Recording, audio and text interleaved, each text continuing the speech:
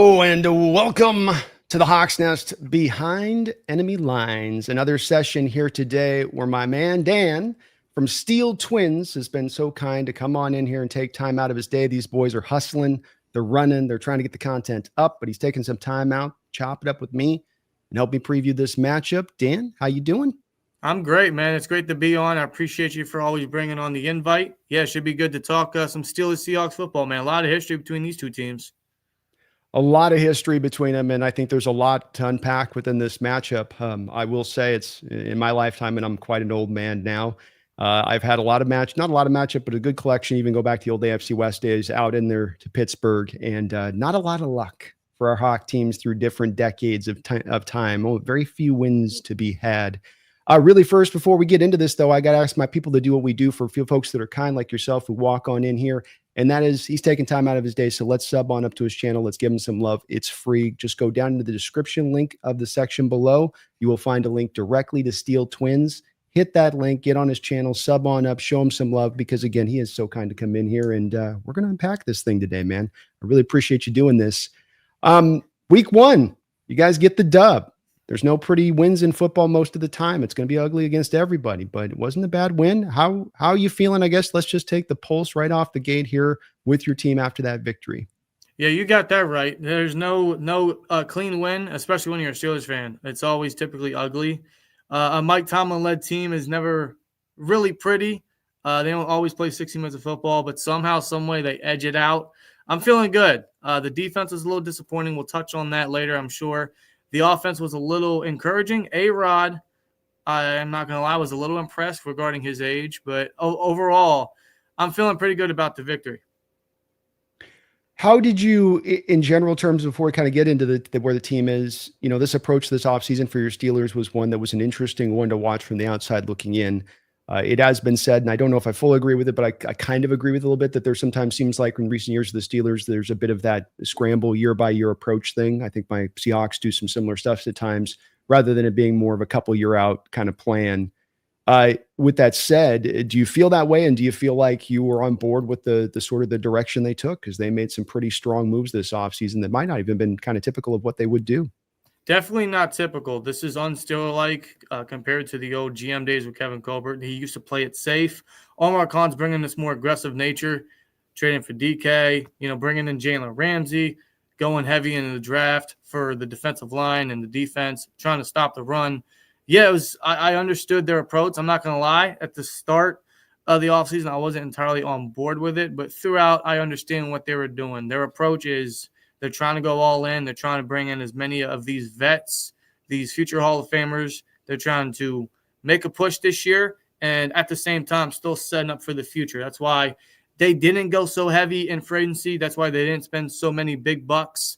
And that's why they signed a lot of guys that were just cut by teams rather than guys that their contract ran out. That way they could gain some comp picks for next year's draft. So, yeah, their mission was still build up for the future while still bringing as many available bodies as possible to make a run. So that was kind of their approach. Yeah, it'll be interesting to see how it pans out. But so far, yeah, it might be looking good because some of the new additions, they're already seeing what their impact is made of.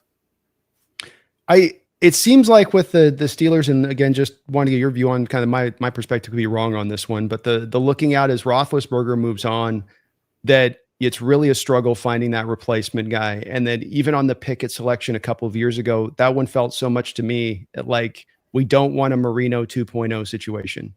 And as much as it was, we love the kids. It wasn't, I don't think as much the talent blown away. It was like, if that happened to us again for a second time under the same owner, man, we just can't let that happen. Has it been a bit of a scramble, number one, in finding that QB? And is that an accurate outlook of kind of the situation there with the Pickett pick and how that went? That is a 100% accurate outlook. Yes. They didn't want another Marino situation. They completely fumbled on that. They thought taking the Pitt kid, Kenny, right next door would have solved the issues. It didn't, obviously. I'm a young fan. I'm only 26. I've seen Ben my whole life. So I don't know the days after Bradshaw or before Ben. But I can honestly say Kenny was one of the worst starting quarterbacks I've seen. And then prior to drafting him, we got Mitch. Then we ditched both of those, thankfully. We got Russ. Now we got A-Rod. It's kind of going along the Colts situation when they lost Andrew Luck a couple years back. Then they fumbled with Matt Ryan, Phillip Rivers. It's kind of a similar situation. But, yeah, it has definitely been a tough task trying to replace the future Hall of Famer Ben Roethlisberger. And there's no easy answers onto it. A lot of organizations struggle to find it. I mean, we're a bit in the midst of it ourselves. We're not, 100% knowing that we've got our guy now here and into the future. We're hopeful, but you don't know. And it's just you got to get a little bit almost lucky at times and being in the right place, the right time to pick the right guy, and then you're good to go for a good amount of time. But it's tough for you guys too because you've just had I know it hasn't been a lot of necessarily playoff wins, but it's been a good team every year that felt like if it had a difference maker at the quarterback position, if you had a prime Ben Roethlisberger over the past 5 years here, probably making some noise in the playoffs a couple of different times. Yes, the different quarterback would have absolutely done different wonders for this team, in my opinion. The offensive scheme, however, hasn't been the best. I don't know if that's because of the quarterback situation or because of the quarterbacks that we've had and what they're limited at. Ben in his old age was limited, and of course everyone after him was just not really up to par. Russ being the best guy, but I mean that's not really saying much when you got Mitch and Kenny to look at. So, yeah, it's tough as well because you're right. There hasn't been a lot of playoff success, but where we end up every year, it puts us in a tough spot in the draft specifically to take that next guy. I mean, it's not easy really grabbing the next franchise or grabbing a generational quarterback. If it was possible, everyone would be doing it. It's a tough task, and it gets harder seeing that we pretty much land in the same spot in the draft order almost every year. And maybe this year with A-Rod, things could change. Hoping, I would think next year we go get the guy and things could change then. But we'll see. We'll see what happens. It really depends how the season goes out. Yeah, I'm telling you, we got the same problem where it's just never quite into that area, or if we're in the near it, there's not a quarterback there to pick. And so you just go, I mean, even Ben, if I'm not mistaken, I think that wasn't that top 12-ish or so? Was it on him? So it was like you weren't even getting him up in like he's a number 3 overall or something. It was not like, oh, no brainer. Still, you had to be imaginative in making that selection to, find him. I'll tell you, when you talk about your OCs, one of my favorite moments for your Steelers in recent years is that shot in the press box, Ravens Steelers game, tight game down the line. And Pickett, I guess, makes a call the OC doesn't like. And they flash to the OC up in the camera booth, and he's just like you just threw a touchdown to win the game against this division rival, and he looks like somebody took his cheeseburger. Yeah, that's the old Matt Canada. That was a time. Yeah, it's just that didn't pan out. I still don't know exactly what folded out during that entire situation. Kenny threw a nice dot to Pickens, touchdown, we win, we beat the Ravens. Matt Canada is just as emotionless as anyone could think. I don't know how or why he did that or how that happened, but that was, if there was a moment or a screenshot that I guess embodies the Matt Canada run at OC, that is the moment right there. Even though we won the game, he was emotionless, and that face almost, I guess, I would say, for lack of better terms, that gravitates to what his offense was as OC. I'm just glad he's gone. We got Arthur Smith, OC now. I guess it's better. I mean, you can't get more bad than Matt Canada. I know you guys haven't had a great situation at OC the past number of years. The guy you had a couple years ago wasn't really great. Wasn't it just last year, actually? He was the Bears' former OC, and then it just didn't pan out. Waldron. Yeah, it just did not pan out. So I'm sure you can kind of relate a little bit to, OC's not really helping your offense out. Well, I think too, it's sometimes we both have had defensive head coaches, and I don't know that they're always the most attractive places for the prime offensive coordinating talents out in the sport. Because I'm going to ask you to run the ball. I'm going to ask you to play to my defense at times, and that's sometimes going to limit you a little bit on who you can go get. I think that does stand out that there's two different parts of your team that overlap to what very easily could have been to what we would have gone with. Like our reason we went with Grubb last year, we wanted Arthur Smith, but we ended up on Grubb because we had to wait for McDonald to get through the playoff conference title game to actually interview him to get him. So by that point, Smith was like, I want my job somewhere, and he landed with you guys instead. Likewise, we flirted with Rodgers before kind of going with Sam Darnold on this one. So it's kind of weird how it could kind of gone two different directions, but I do kind of like Arthur Smith. I feel like he just hasn't had the quarterback yet in the last few years to execute his scheme. I mean, certainly Desmond Ridder wasn't getting it done out there, right? And I wonder about that part. I'm not saying he's groundbreaking, but you pair him with a really great defense to the other side or a really strong defense, you could see how that plan could work. Yes. I got to admit that to an extent, I think Arthur Smith is a solid OC. He's not all terrible. I do question some of his play calls and his tight end screens or the toss plays to the running backs that maybe not should be getting those. Maybe there's a certain guy in the depth chart or in the running back area that has a skill set for that play, and he gives it to the complete opposite guy that really shouldn't be running that kind of play. But, yeah, you're right. He hasn't had a quarterback maybe that could be successful for his scheme. He had Tannehill. He had Mariota, Ritter. Not a lot of success. I mean, probably his best success was with Tannehill. Granted, he had Derrick Henry so many years ago in Tennessee. Now he had Russ. Now Rodgers. It seems like I got to give him credit. Last week he called a really good game, probably one of his best games I've seen him call in his year and some change as OC. I don't know if it is the quarterback change. I think A-Rod, being the quarterback he is and how smart and how he can just throw a spot with the football on his back leg or on a boot. I think that's going to help out Arthur Smith a little bit and make his job a little easier, knowing he has that mindset. He has that, NFL mind, that future Hall of Fame guy under center for him. It might make his job a little easier. Well, you definitely went right direction. I was looking to go on that next question is what does your eyes tell you about Aaron Rodgers right now in year 74? I was very impressed with what he did. I thought that the offense as a whole would have been a little slow because that's just kind of the Steelers' theme. They start slow. They have slow starts. The defense is on the field most of the time. They actually started fast. They had an opening drive touchdown, then they continued on. Rodgers threw an additional 3 touchdown passes. They put up 30 points, which is something we're not used to. We don't put up 30 points almost ever.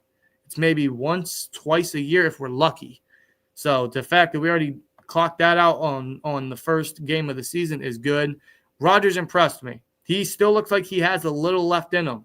He's not as mobile as he used to be, but the way he's able to read the defense and call an audible and knows how to work around his line, even though the line we'll talk about is a little suspect, he can work around it. He knows how to get the ball to his targets. That throwing motion is always going to be there with a guy like A-Rod. I think he's got a little something to prove this year. Maybe that situation with the Jets, it didn't pan out. He looked very, very depressed his first 2 years in New York. Then seeing what he did this past Sunday versus the Jets at MetLife Stadium, seeing the clips I've been seeing around on social media, I don't think I've ever seen this guy so happy in so long. It seems like he wants to be here. He's willing to be all in with the team. He's fully focused at his age. It's like he's playing with a chip on his shoulder this year. He's got a lot to prove. Indeed, I can see how it could work with him there. As you see with these quarterbacks that have been in the sport so long, if they can stay upright, if they can overcome the injury aspect of things, they've seen every blitz you can throw at them from left to right. And it's sort of a bit like almost sort of the Stafford approach with the Rams, where Stafford's paid highly and he's certainly a great quarterback, but they're going to try to run the ball. They're going to play their defense a bit. It's more of him under center play action and then attacking out of play action from under center. Not what you saw with them in their prime and how they were used, but kind of how you use them as you go along a little bit as their career's gone along, as you have to work around a little bit of their age. And it can still work and it can still be terribly effective. Look at Stafford. I mean, they had the Eagles up to the inch. They took him closer than the Chiefs took him, and that's in Philadelphia, playing to that style of game. I think it can work. I think that there's even a championship possibility to it. Do you see that there with Rodgers here? Or do you see there being a limited upside to the Steeler team this season? Although we bring in all these future Hall of Fame pieces, Ramsey, Rodgers, Slay to an extent, DK, I still can't entirely buy the hype. I think there is a limitation with the Steelers team. I don't know if it's because the schedule is going to be so steep after week 5, because our bye week is week 5. Then we got 13 straight games. We got to hope we can stay healthy. The schedule doesn't get any easier down the stretch. That could have an effect in it. I also question coaching in a lot of ways. We haven't really gone over that hump the past number of years under Mike Tomlin, under the same game plan, offensively, defensively, despite coordinator changes. It's just we still see the same game plan. We see the same mistakes. A lot of what we saw versus the Jets is very reminiscent of what we saw in the playoff game versus the Ravens, and the playoff game the year before that, and the year before that. I still see constant errors regarding this team year in and year out. I think it has a lot to do with coaching, So people can think we might be in contention for a Super Bowl, and we might. I don't want to rule it out. Anything can happen. I've been wrong about this team before. I've been wrong about them making certain moves before. But something tells me the coaching is still going to limit this team. I think a lot of it is in regards to coaching. That's in regards to the game plan, the execution, putting players in certain positions to succeed, putting them out of position, which is only hampering their growth and their progression. A lot of the young guys we drafted in the past number of years under Omar Khan, they've been put out of position. They haven't had the best way to progress. I don't think the coaches has helped them a lot. So that's my main limitation outside of course, A-Rod being 41 and the question marks of him being able to throw for the rest of the season or him staying healthy or the line giving him time or the team getting healthy. Amongst all that, I still question the coaching. I guess to your point on that, I'm hearing a little bit of the inferences to the defensive side of the ball, which has been a little bit more static and has been a bit more of the same. I know here at the end with us, with Coach Carroll, there were some specific things within the defense that not only were not working, but were remaining unchanged over time. Is there specific things within the Tomlin defense that's having that same thing undertaken? Yes.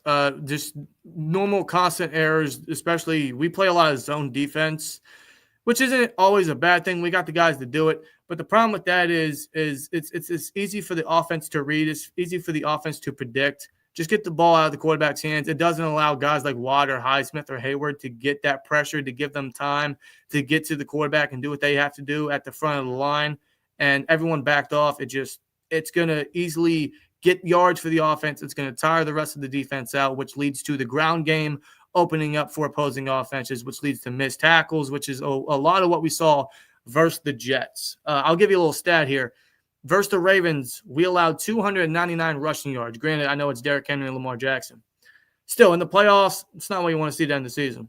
To open the season, 182 rushing yards to Breece Hall and Justin Fields. No disrespect to them. Hall's always good.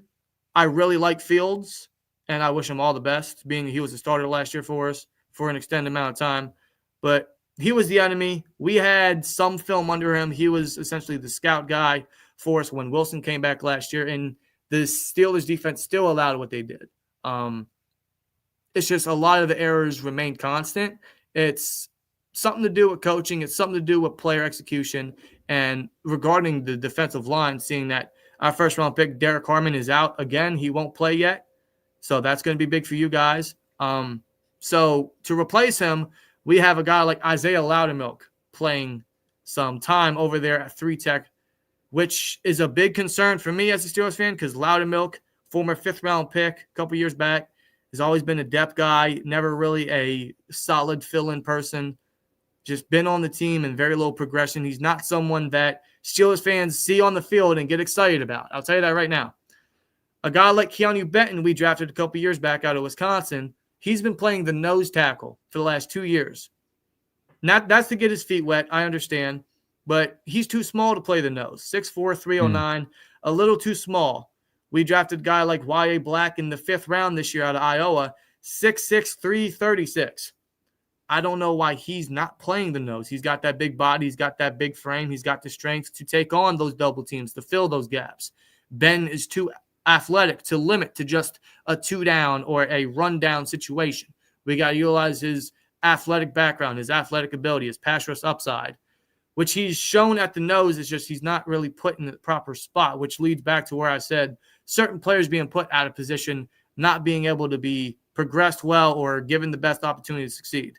That's a big concern for me in this game because Tomlin has insinuated that there is no hint of that changing for this upcoming game. So I don't know what Clint Kubiak has up his sleeve in terms of running the ball with Walker and Charbonnet, but I think that could be a positive for you guys and a negative for us.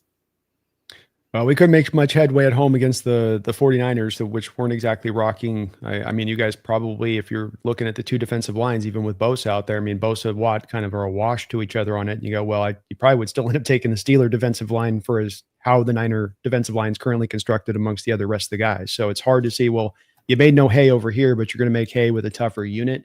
That gets hard to see. The commitment will be there this week. The commitment was there last week. I think for us, we just were so much in shotgun and how we're trying to run our run offense as opposed to under center. And that took out all of the play action, which you guys were so lethal on in week 1, the play action under center stuff. So it's one where we've got to make a bit of a change to be able to attack that. And that's interesting about Benton, the guy I did watch coming out, a little bit of in that, I did see him as the same way, more 3-tech-ish. And that seems like you're kind of forcing him to do that, which it does make me laugh just a little bit because we're doing the same thing with Byron Murphy. It was more 3-tech coming out, and we've got him slammed over at the 1-tech or the nose, 0-tech. He's between one of the two at all times, just about. And it's definitely limiting his ability to be more productive as a player. Yeah, it's just, I don't understand why they scout these guys coming out and they think that putting them in a certain spot is the best for their progression or the best for their success. I get if you're trying to get their feet wet, especially a guy like Murphy, but you got to put these guys where they can succeed. Benton has been, unfortunately, a guy that's just not had a lot of success there. He doesn't get a lot of playing time. I think he's got 3-down potential. He can play the 3. I'd even argue he could put him at the 5-tech. He's got the athleticism to do so, put him in one-on-one matchups, and we can actually get some interior pressure along that line. We know we can get that on the edge with Watt and Highsmith, but inside, no success last week, and I'm not sure how your line was looking last week. I didn't get too much into your line, but I think your line could have a solid week this week. And I don't want to underestimate our defensive line or what we could do in our adjustments. It's just it was not a promising start for the defense. Yeah, nose tackle is one of those ones that's just odd right now in finding him. I don't know if it's and the fact your team's doing it just makes me think this a little bit right now as I've been thinking about this with Byron Murphy, is if maybe there's these defensive coaches that are trying to outthink themselves a little bit and thinking ahead that the transition with nose tackle is going to go away from 330 and come down to 300, 310, and that's the new normal. Is it's like 2-3-techs are how you're basically going to, even though in that you're not rocking 2-3s pure, but you're essentially going from a weight standpoint now as the new normal. I don't know if that's where I buy it into, and maybe that's the way you get after the wide zone. And now you have guys that 330 guys can't typically get out to wide zone because they're too slow and too fat to get out there. But if you get a guy a little quicker, he can. But then at the point of attack, he's going to get sutured up badly because he just doesn't have the weight to hunker down. I mean, you miss that 40 pounds and you're feeling it on those double teams, don't you? Absolutely. So I guess the one guy we've probably buried a bit on the lead with this too, which many Seahawks fans are going to be very interested in to wonder what your thoughts are and where you stand with this edition, is you guys were able to wrench free of us DK Metcalf and pull him over there for a second rounder, which I know you guys had to pay a high cost on the contract, but it seemed like a pretty good deal for you guys from our standpoint and what you had to give up to get him. How has the returns been on DK, the word on DK? How is he fitting in? How's it all going there? Chemistry with Rodgers and all that. Yeah, and the beginning of training camp and preseason, not preseason, they didn't play preseason, but training camp, they were teammates or roommates in training camp at St. Vincent College over there in Latrobe. So immediately come day one, before the pads and even when the pads came on, Rodgers was targeting DK almost every snap. They wanted to get that chemistry down. That chemistry was met a little bit last week versus the Jets. I'll give Sauce this. He did have a good game against DK. Only allowed one catch, and it was that one ricochet catch where he caught it off of his teammate.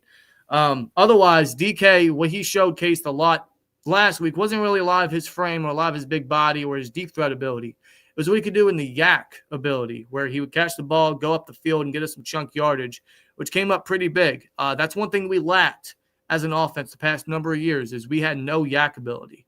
We added that with DK. Jonnu Smith, we added that as well. The past number of years, the receivers they couldn't break off tackles. They couldn't get up the field. I think that's something he added immediately. Maybe not something you might have thought he would, but to see that is a good thing. Now we know what he can do as a receiver with his size and everything.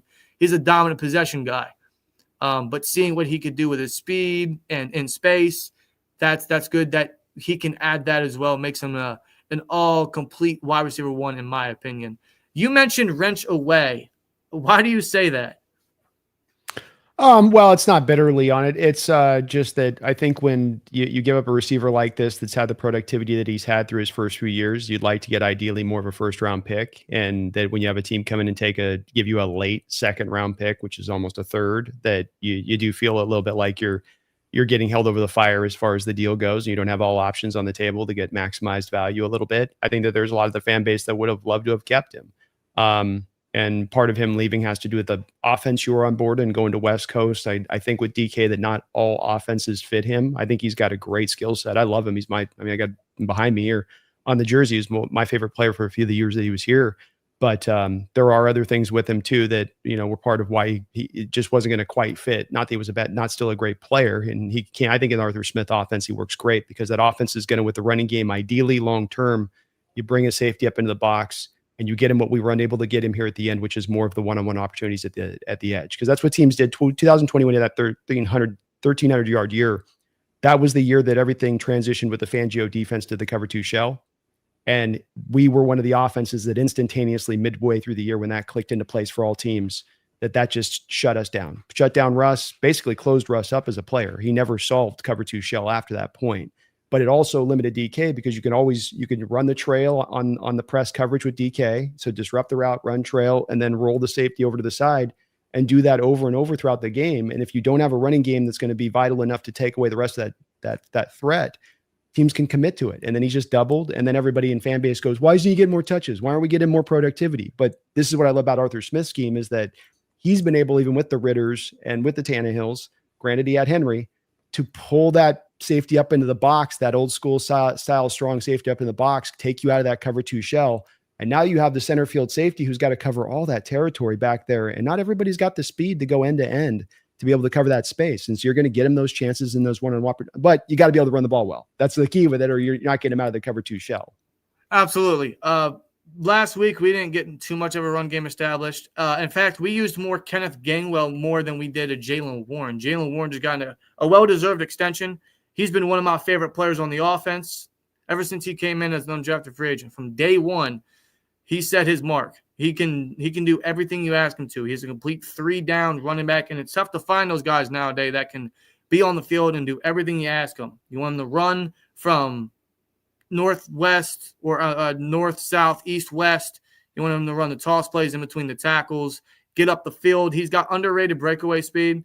He can catch the ball. He is excellent in pass pro. We just didn't use him enough. But the one drive we did, we were down 17-26, I believe. The one drive we did, we gave him the ball a chunk of times, and he got us single-handedly up the field. And I think we got to utilize him a lot more. That's going to lead to major success in the ground game. In fact, the past number of years, I think a big reason for our run game success was because of Jaylen Warren. A big thing about him, a big component, is he's unpredictable when he's on the field. The defense has no idea how they're going to use Warren because he's so versatile and he's so damaging in every area on the offensive side. Compared to Najee, when he was on the field, the defense knew, stack the box, he's running the ball. It was very predictable. Yeah. Warren benefited off of that.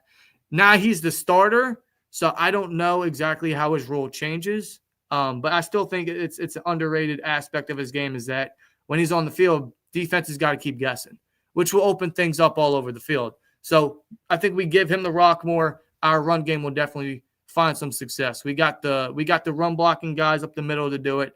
We got the blocking tight ends capable. We got the runners capable. And I like what you said about, yes, the run game needs to find success. That way it gives a guy like DK a lot of one-on-one matchups. Arthur Smith is no stranger. He did that with A.J. Brown over in Tennessee. A lot of success. He's got a A.J. Brown-like guy in DK. I mean, they were teammates at Ole Miss. Very similar play styles, very similar skill sets. I think that could lead to some success for this offense, especially with A-Rod under center. But, yeah, the run game is definitely going to have to succeed. We didn't get a ton of that last week. I'm hoping we can just build. Well, and it's I'll tell you, Warren, he's got a lot of some similarities to a guy like McCaffrey and how he does operate. And McCaffrey, 30 touches this last game against us, really we didn't have an answer for him. And as much as what he was doing out of the backfield as anything else, but that's all the Niners really had left with the receiving core kind of decimated down and Kittle out. That's all they could really go to, and that was enough for them. So that's definitely probably something Smith's going to watch and say, let me pop that back into place there again. You mentioned you got some good run blocking. How's that pass pro holding up with the Pittsburgh Steelers right now? Not good. It's not good.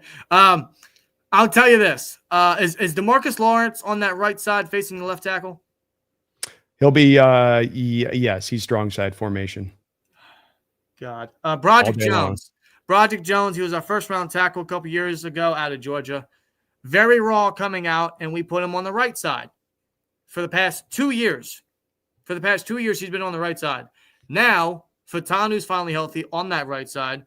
Broderick is finally back over to his natural spot at left, but he's only played, after the Jets game, 2 career games in the NFL at left, 2 years after he was drafted. And he's still raw. His technique and his stance really damages him because it keeps him off balance. It allows defenders to get a lot of momentum off that snap with that bull rush. His hand usage is very concerning. I'm not a fan of Broderick Jones. I tried to give him the benefit of the doubt. A part of me still wants to. I want him to work out because based off the fact he was a first-round pick and I want this line to be good. He allowed 3 sacks last week. 3 sacks. And I think 4 pressures. I forget the stats. He's not good. So whoever you have on that side, you should feel very confident he might have a good game. Broderick could bounce back. I want him to. But, he just hasn't shown a lot of great growth the past number of years. Otherwise, Fitano on the right side. He had a bumpy game, but much better than Broderick. Fitano, I have a lot more faith in because he's more athletic. He's a little more pure of a tackle on either side.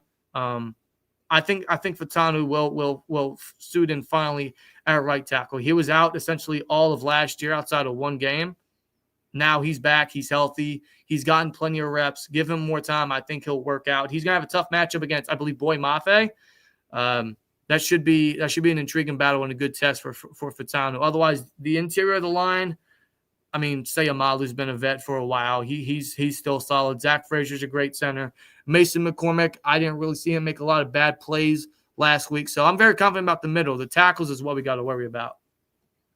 Yeah, I like to. Your Steelers do a pretty good job. Seems like doesn't always hit as you're talking about with the first round of Broderick Jones, but there's a very part that I do like about what you guys do in that you put the investment into the offensive line 2 years ago with what you did with McCormick in there and Frazier, and putting actual good picks into it. Doesn't always have to be first round picks, but just good quality picks into it and keep hammering it until you get the thing right. Especially if you want that to be a part of a leading aspect of your team, like you want to run the ball. You need the horses that could be able to move those guys up front.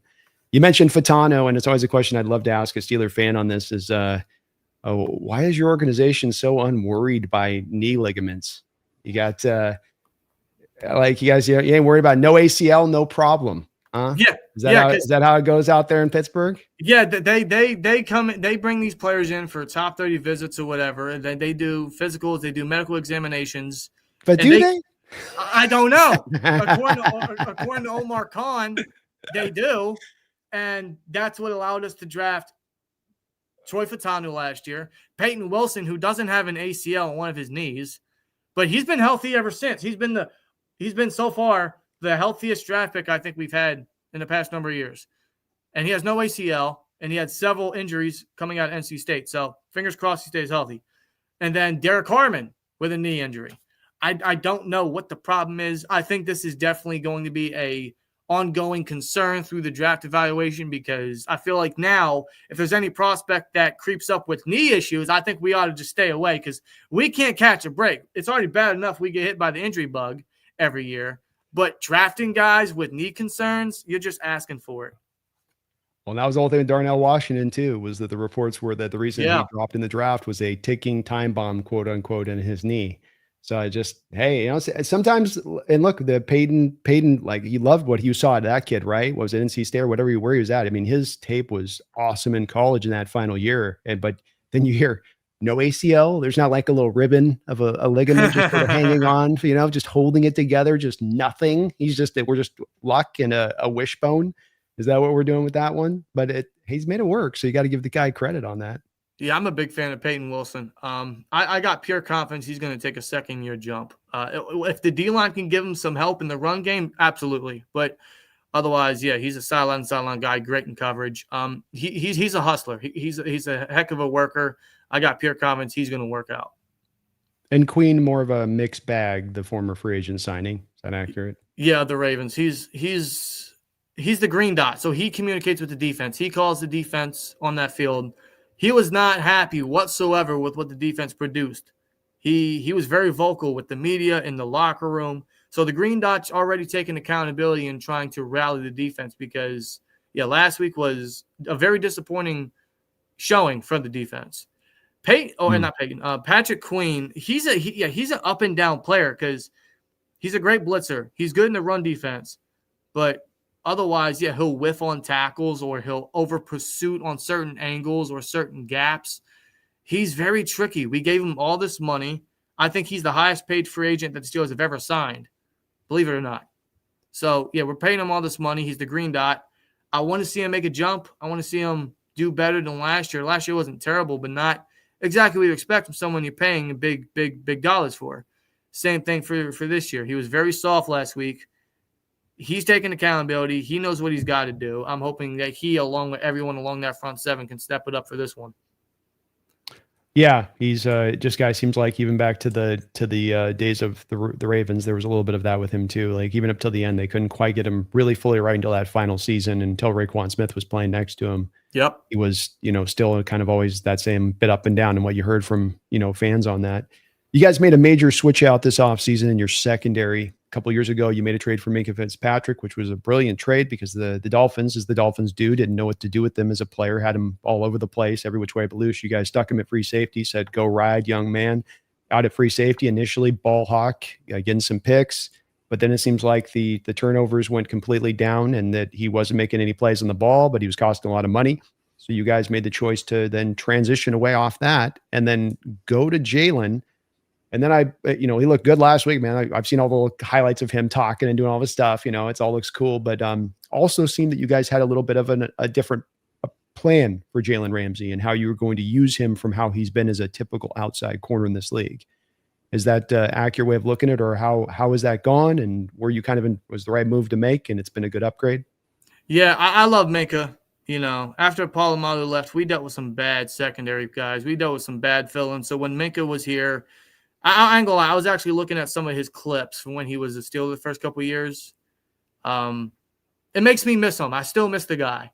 But seeing what Ramsey did, that's why we trade for him. And you're accurate in your assessment where, yeah, we are moving him around a little more. We're using him differently than what, the Dolphins did. We're kind of using him in the way the Rams did his first year, where he's kind of that star defender like his Florida State or his what college did he go to? Florida State. Yeah, Florida State. He went to back to his star position where he plays a little safety, not a lot, but he plays a little safety. He plays in the slot. He'll bounce outside if he needs to. We use him everywhere, which I think is great because he's got the skill set for it. It keeps the offense guessing. And you got a player like that can do so much for the defense. You got to move him anywhere you can because it just allows him to create mismatches and make plays, and that's what he did last week against guys like Garrett Wilson. He made a great play a couple plays before that, breaking the pass up on the sideline. I forget who the intended receiver was, but that was crucial for him. Ramsey's already filling in nicely. He's already bringing back a little bit of the old vibes what we used to have in the secondary years back. That attitude, that demeanor on him, the way he plays, it kind of brings back what the defense used to be in the secondary. It's harder and harder to find these rugged defenders, isn't it? I mean, you find a lot of guys that'll have the size, the speed, and all that quotient to them, but do they get after it? Are they willing to be dogs on the football field? And you can feel kind of who does and doesn't at times. And there's no doubt with him that he is cut from that kind of cloth and has always been so. And the more of those guys you can stack up on defense, the better, in my opinion, because I think it's just hard to get a full true 11 in this day and age. I think you get about 6, 7, and then you're going to end up with a couple of guys that are kind of athletes that are just really fast at what they do back there. Yeah, absolutely. And that's the one thing we really switched a lot throughout this entire offseason is we revamped the whole secondary. We still got JPJ, Joey Porter Jr. over there, who's hurt and might not play. I'll put that out there right now. He was hurt versus the Jets. He did not participate today in practice, so he might not play, which would suck for us. But that's why you bring in a guy like Jalen Ramsey, because if JPJ can't play, you put Ramsey opposite of Darius Slay. And then we got a guy like Brandon Eccles, who's our depth outside and nickel corner who can play anywhere. And what I've seen in preseason and from what I heard in training camp, he was making plays everywhere. So he might see a lot of time. He might see some slot role for this upcoming game where his name might be called up if JPJ can't play. But you add in JPJ, Darius Slay, Jalen Ramsey, the depth is completely revamped from last year. I'm very confident about this corner core, and so far last week they did pretty good. I know Slay allowed that touchdown to Garrett Wilson, but I'll also argue there was no safety up top. You got to have some safety help. And speaking of safeties, we won't be with Deshaun Elliott in this one. He'll be out. Thus, we'll have Juan Thornhill back there, probably Chuck Clark, and the new addition, Jabril Peppers. So you're a little beat up defensively then when you take into account too Derek Harmon out of this one and where you're at on that front as it stands. Even Hayward didn't have really a full training camp. Didn't he? To kind of like sit in or sit out or didn't practice in full through most of that. And he's a vet, so I know the whole thing, the vet doesn't need training camp and all that, but he's also older and was 35, 36. How many snaps can he run at this point every game in and game out? Yeah, Hayward, he didn't have a good showing. He practiced here and there. He played individual drills. Didn't play any in the preseason, obviously, because he's a vet. He's been here a long time, but most of that was due to his contract. He wanted to get a new contract. He wanted to get a pay raise. Keep in mind, he signed a contract last year, right before the Week 1 game, but he wanted a pay raise. I'll give you a little background. He agreed to a pay cut and then told the Steelers, when I have an all-pro season, I'm going to come back to the table and ask for a pay raise. He didn't really get a pay raise. He agreed to playoff incentives, which he may or may not get, but he held out, and I think that missed time definitely affected him last week. But he's going to have to see most of the downs on the D-line because he's really the only guy the Steelers have faith in on that line to produce, and last week he didn't produce at all. And, yes, we are beat up on that defense, so it sucks to see early on, but I think if we get this stuff out of the way now, maybe things could get better because hopefully it can only go up from here. You got a relatively good health length on the offensive side of the ball and the counter it maybe a bit on there, and there are still a lot of good pieces there defensively to work from. I mean, Watt himself can wreck a whole game on his own. Yes. So it's it's like you're still very much a dangerous team, especially playing that game on the road. And so you feel like Slay does have something left. The tank is not tapped on that one. Like we're not going up to the keg and just pumping and just getting foam coming out the side. You're still getting a little bit of beer out of that thing. Darius Slay, right? Yeah. Yeah. He's a good corner. That touchdown he allowed to Garrett Wilson is just, it's at his age, you're not going to expect him to be a complete lockdown, shutdown guy, but he's still a good coverage corner. He's a vet in the league. I think he's still a solid corner. I don't anticipate him being here too long, more like a 1-year rental, similar to what we did with Patrick Peterson years back. Hopefully better in coverage and definitely more dependable. But I think Slay will fill in nicely. That's good. He can give you some plays. He's going to take, no matter what happens, you're going to get a couple picks from him during the year for that part's for sure. Big play. Got a couple donations. What'd you say? Big play Slay. Big play Slay. That's right. A couple donations here. Thank you for these, you guys. Feed me more Seahawks. Appreciate the $2 dono. Says, great to have you. Super Bowl 40 was still stolen though. Oh, he's got to bring this up. I was waiting for that. Yes. You can't see it, but I'm wearing my Hines Ward jersey right now. So yeah, this is a bitter one for Hawk fans. It has really nothing to do with Pittsburgh itself. It's just definitely didn't. I will go to my death. I'm not a guy that's a big rig guy. I'm not a big guy on this or that, but I've in watching that game, there's never been a game in my life that I felt was more skewed from a penalty standpoint, from an officiating standpoint than that game. And it was wild to watch in person, dude. It was just, soul crushing because you just realized it halfway through and then it still kept coming. The stuff kept, you realize like we're in the second quarter. Oh, it's going this way. And then it's still going. Oh, we're okay. All the way through. Okay. All the way through. Here we go. And I'm not expecting you to agree on this, but I'm going to tell you, it is a pretty much universal Hawk fan opinion on this one. Whereas we don't look at the Patriots Super Bowl, for instance, and go, well, the officials gypped us out of that one. We lost that one pure and simple. Right. Yeah. But that's a bitter one for us, man. That's I totally understand. I was 6. I think I was 6 when that happened, when that game happened. I didn't watch it live. I was too young, but I've watched it back 3 times. I'm not going to lie to you. I'm not going to disagree with you. There was definitely a little skewing. There was definitely a little questionable calls, like Ben getting in the end zone. I don't think he got in the end zone, but he says he didn't get mic'd up. He says in the mic'd up, I didn't get in. He's like, I didn't get in. He's like all happy over there like a kid that just stole a cookie he shouldn't have had. And he's like, I didn't get in. And you're right. And that's the bad one. They had a chance to look at that one. That wasn't bang, bang. You had a chance to actually look at it. Yeah. And you still came back with it. And you guys got the way it happened, but it's just, there's so many things and you can pack so many plays on that game. The interception where it's like your guys lining off sides twice and they go, well, that's a holding there. It's like your guys, you can see him in front of the ball, lined up, jumping past the ball, and they didn't call the offsides on him, and that's why the guy ends up on his neck there, where they call the hold on the one we get to Jeremy Stevens on the 2-yard line.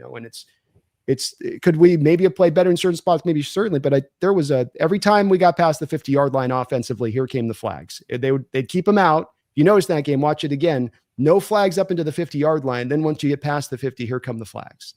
And it's Darrell Jackson touchdown, it's to wipe points off the board. It's like just too much of that in that game. And I'm not a big guy on this. I'm really not. I know there's going to be games that you're just going to have that are going to turn wrong, but that was one for the life of me that ESPN ran a poll, I think a couple of years ago, and they put all the games in history that like the biggest games. And that one game won more than any other game by like 30%. And that was a national poll. It wasn't a Seattle poll, but it was bad, dude. No, I get it. I've seen Super Bowl losses in my lifetime as well. I still can't get the taste of Super Bowl 45 out of my mouth. Maybe it wasn't as egregious as y'all's, but that was disappointing. As a young kid watching that, yeah, my heart was broken.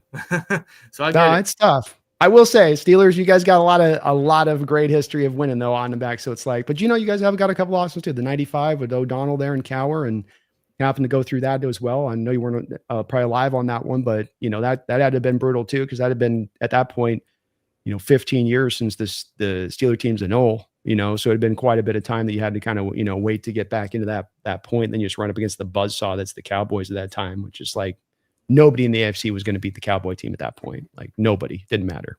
Yeah, it was like irrelevant at that point. If you say the name Neil O'Donnell in Pittsburgh, you'll get a couple looks. That's all I'll say. Yes. The man with the big old teeth, dude. He had the big old Bugs Bunny teeth. Sure did. I couldn't take him seriously on the teeth alone. And that's mean. I shouldn't, but just the teeth alone had me. I can't rock with him at quarterback. The teeth make me check out. I just can't do it. But he was a gamer. I'm purely convinced he purposely threw that pick six. I mean, where was he throwing to? I'll never understand. I'm sure Cower would tell you. It's like we threw it right to them. I mean, it's two of those throws to the same guy, even, right? Same guy, same route and he's anticipating the guy on a stop route and the guy goes or something, I think it is. And yeah, kind of just a strange couple of throws there from O'Donnell. But that was the hard part about him too, is that he was he wasn't an equivalent of Roethlisberger. That was a guy he was the game manager type that got you to the Super Bowl at the time, which was kind of a little more commonplace at that time, where you could get the Jeff Hostetler could get you in there. Yep. Like you could get in with a guy that kind of slide you through if the rest of the team was really top end. Seems like now it's almost more, and look, both of our two teams are kind of trying to disprove this, because Rodgers is not what he once was. And, Darnold's fine and functional, but these guys aren't one of the tops of the tops, to get there. We're trying to sort of disprove this theory that you have to have that guy to get there now. Absolutely. You can do the old ways. I think you can, don't you? I still think you can go back and you can still, if you build up the solid enough team and you've got a real universal process that's all connected, every part of the team and how you're doing what you're doing, that I don't think it requires you have to have the Mahomes or the, I know Hurts kind of proved this a little bit last year too, but I'd like to hear your thoughts on that. No, I actually agree. Look at, even the Eagles, their first 2 Super Bowl wins, they relied on the ground game and a strong defense. Nothing against Hurts. He won MVP for a reason. But Barkley 2K, that defense was too strong. It really limited the offense in that game. And then even their first Super Bowl win with Nick Foles. Who would have thought Nick Foles would have been a Super Bowl MVP against Tom Brady and the Patriots? So, you can win under that format. It's not as common as it used to be. And back to that 95 team, and I really hate that Blitzburg defense with, Greg Lloyd and Kevin Green and, Chad Brown and guys like that, Roddy Woodson, right? They didn't get what they earned that year. So, you can win in the old-fashioned way. It's just obviously more common if you have a high-powering offense and a legitimate quarterback that can take you over that hump. It's harder to win with, like, a Dak Prescott or a Sam Darnold last year with the Vikings. You got these guys that are solid in regular season, but can they really elevate themselves to that next level to take that team over the hump? It's not very common now. You can win doing it, but I think it takes a legitimate, great surround system, including the line, including the defense. It takes a legitimate super team to do that. Otherwise, if you got an all-time quarterback, it makes your job 10 times easier. And don't run into a dynasty in the Super Bowl. That part too. Like you have all the goods to get there. The Darnold gets you over the top. The older Rodgers get you over the top, and then you run into a dynasty like the Cowboys, and it's like, oh, okay. you're getting mincemeat at that, and that equation always is probably going to mincemeat the try hard overachiever type, right? Absolutely. I mean, look at the Bills back in the 90s, 4 straight, and they just kept running into all these teams. They just couldn't. They could have been a dynasty themselves, but they just couldn't get it done. Yeah, well, and especially with the Cowboys losing twice to them, it was just, that's why I say with the Cowboys at that time, the way they were built and what they had done with that team to get them to where they were, just nobody was touching them at that point. It's part of the horrific thing that Jerry Jones did, is that he costed himself probably another 2-3 Super Bowls. Even though you were able to get one with one replacement coach, you would have had multiple others because of how strong that team was and how good Jimmy Johnson was, how locked in he was with the players. They were still very young. It's one of the better teams we've had come through in the last 40 years of football. It really is. And so I just don't think anybody was going to do anything out of the AFC at that time. Because remember, the AFC was kind of opened at that point. I mean, even that Super Bowl, wasn't it like you guys played, was it I think it was Harbaugh with the Colts is the conference championship game that got you to the Cowboys Super Bowl at that time. And I mean, Harbaugh wasn't, he was at that time himself a just game managery kind of journeyman quarterback. The Colts were kind of like, all right, we'll go with you, I guess. We'll see how this goes. Yeah, and then that one Hail Mary play scared everybody because they almost had a shot at it. They almost completed it. Yeah, he was right on his back, right? He came down, and just as he landed, I think it popped up, and you're like, oh. But yeah, the Colts would have gotten sandblasted by that Cowboys team. That would have, you thought that was tough for your guy. Like, that would have been not just the 2 picks, that would have been like a 56-0 shellacking if the Colts had gone into that one, in my opinion. Jeffrey Thistle, thank you for the $2 donation. Says, did the Twins merge into one? Can they do that? Only when they're Power Rangering. That is a twin magic that no one can comprehend, and I can't give away the details. So, that's classified information. That's right. It's only known interconnected between different twin groups. That's the only ones who are allowed to access to that info. We think the same. Looking in, Jeffrey. We think the same. We think the same. We act the same. Sometimes we speak the same. So you never know. These guys finish each other's sentences. I'm telling you, folks, you do want to sub up to their channel. Hit that link down in the description section below here to the Steel Twins here on YouTube. And Jeffrey, with another couple other donations here, says, our teams have been built similarly for 3 decades. Hellacious defense with sad, pathetic, simple, and awful offense outside of Big Ben and Russ. Very accurate. You guys, man, that mid-2010s run, what you did to Peyton in that Super Bowl, I ain't gonna lie, I was rooting for Peyton because I was always a Peyton guy growing up. And what you guys did, that's just – he had an unbelievable record-breaking MVP year. And for him to do virtually nothing in that entire game, that defense was unstoppable. I'll even throw it back to the 2015 game, Steelers versus Seahawks over at, with the 12s over there in Seattle. That game always stuck with me. I was, 16, 17 when that game happened, and the offenses were going blow for blow. AB didn't do nothing. Sherman is one of maybe 2, 3 guys that shut down AB. Sherman was that dude. Then you got Chancellor and, of course, Earl Thomas over the top. It's just nasty. Bobby Wagner in the middle. Good Lord. Michael Bennett over in the D-line. You guys were stacked, man. I think y'all should have won more during that time. But that 2015 game, you even picked off Ben a couple times. I still remember Marcus Sweeten going for over 200 yards in that game, which is crazy because that's not someone that maybe you might remember or you might not think of. Only Steelers fans think of him. But, yeah, he had over 200 yards in that game, and even still, we lost. There was the other Steeler, too. There was Wheaton, and wasn't there the other guy that was he was cited like all the talent in the world, but just couldn't quite get his head on right. I forget his name. I thought you guys had in the court that time. I think he had a decent game, too. Martavis Bryant. On his name. Yeah, Bryant. Man, that guy could make some catches, too. Just blow your mind. I look at that Seahawks team, that defense, and how good they were as historical. And so I guess to ask you this question, I see historically there being only a handful of defenses that we would rise as the cream of the crop in NFL history. Let's go the last 50, 60 years. I can't reference 50s or 60s. That's like, get out of here, Right. I would give the Steel Curtain of the late 70s a nod into this group.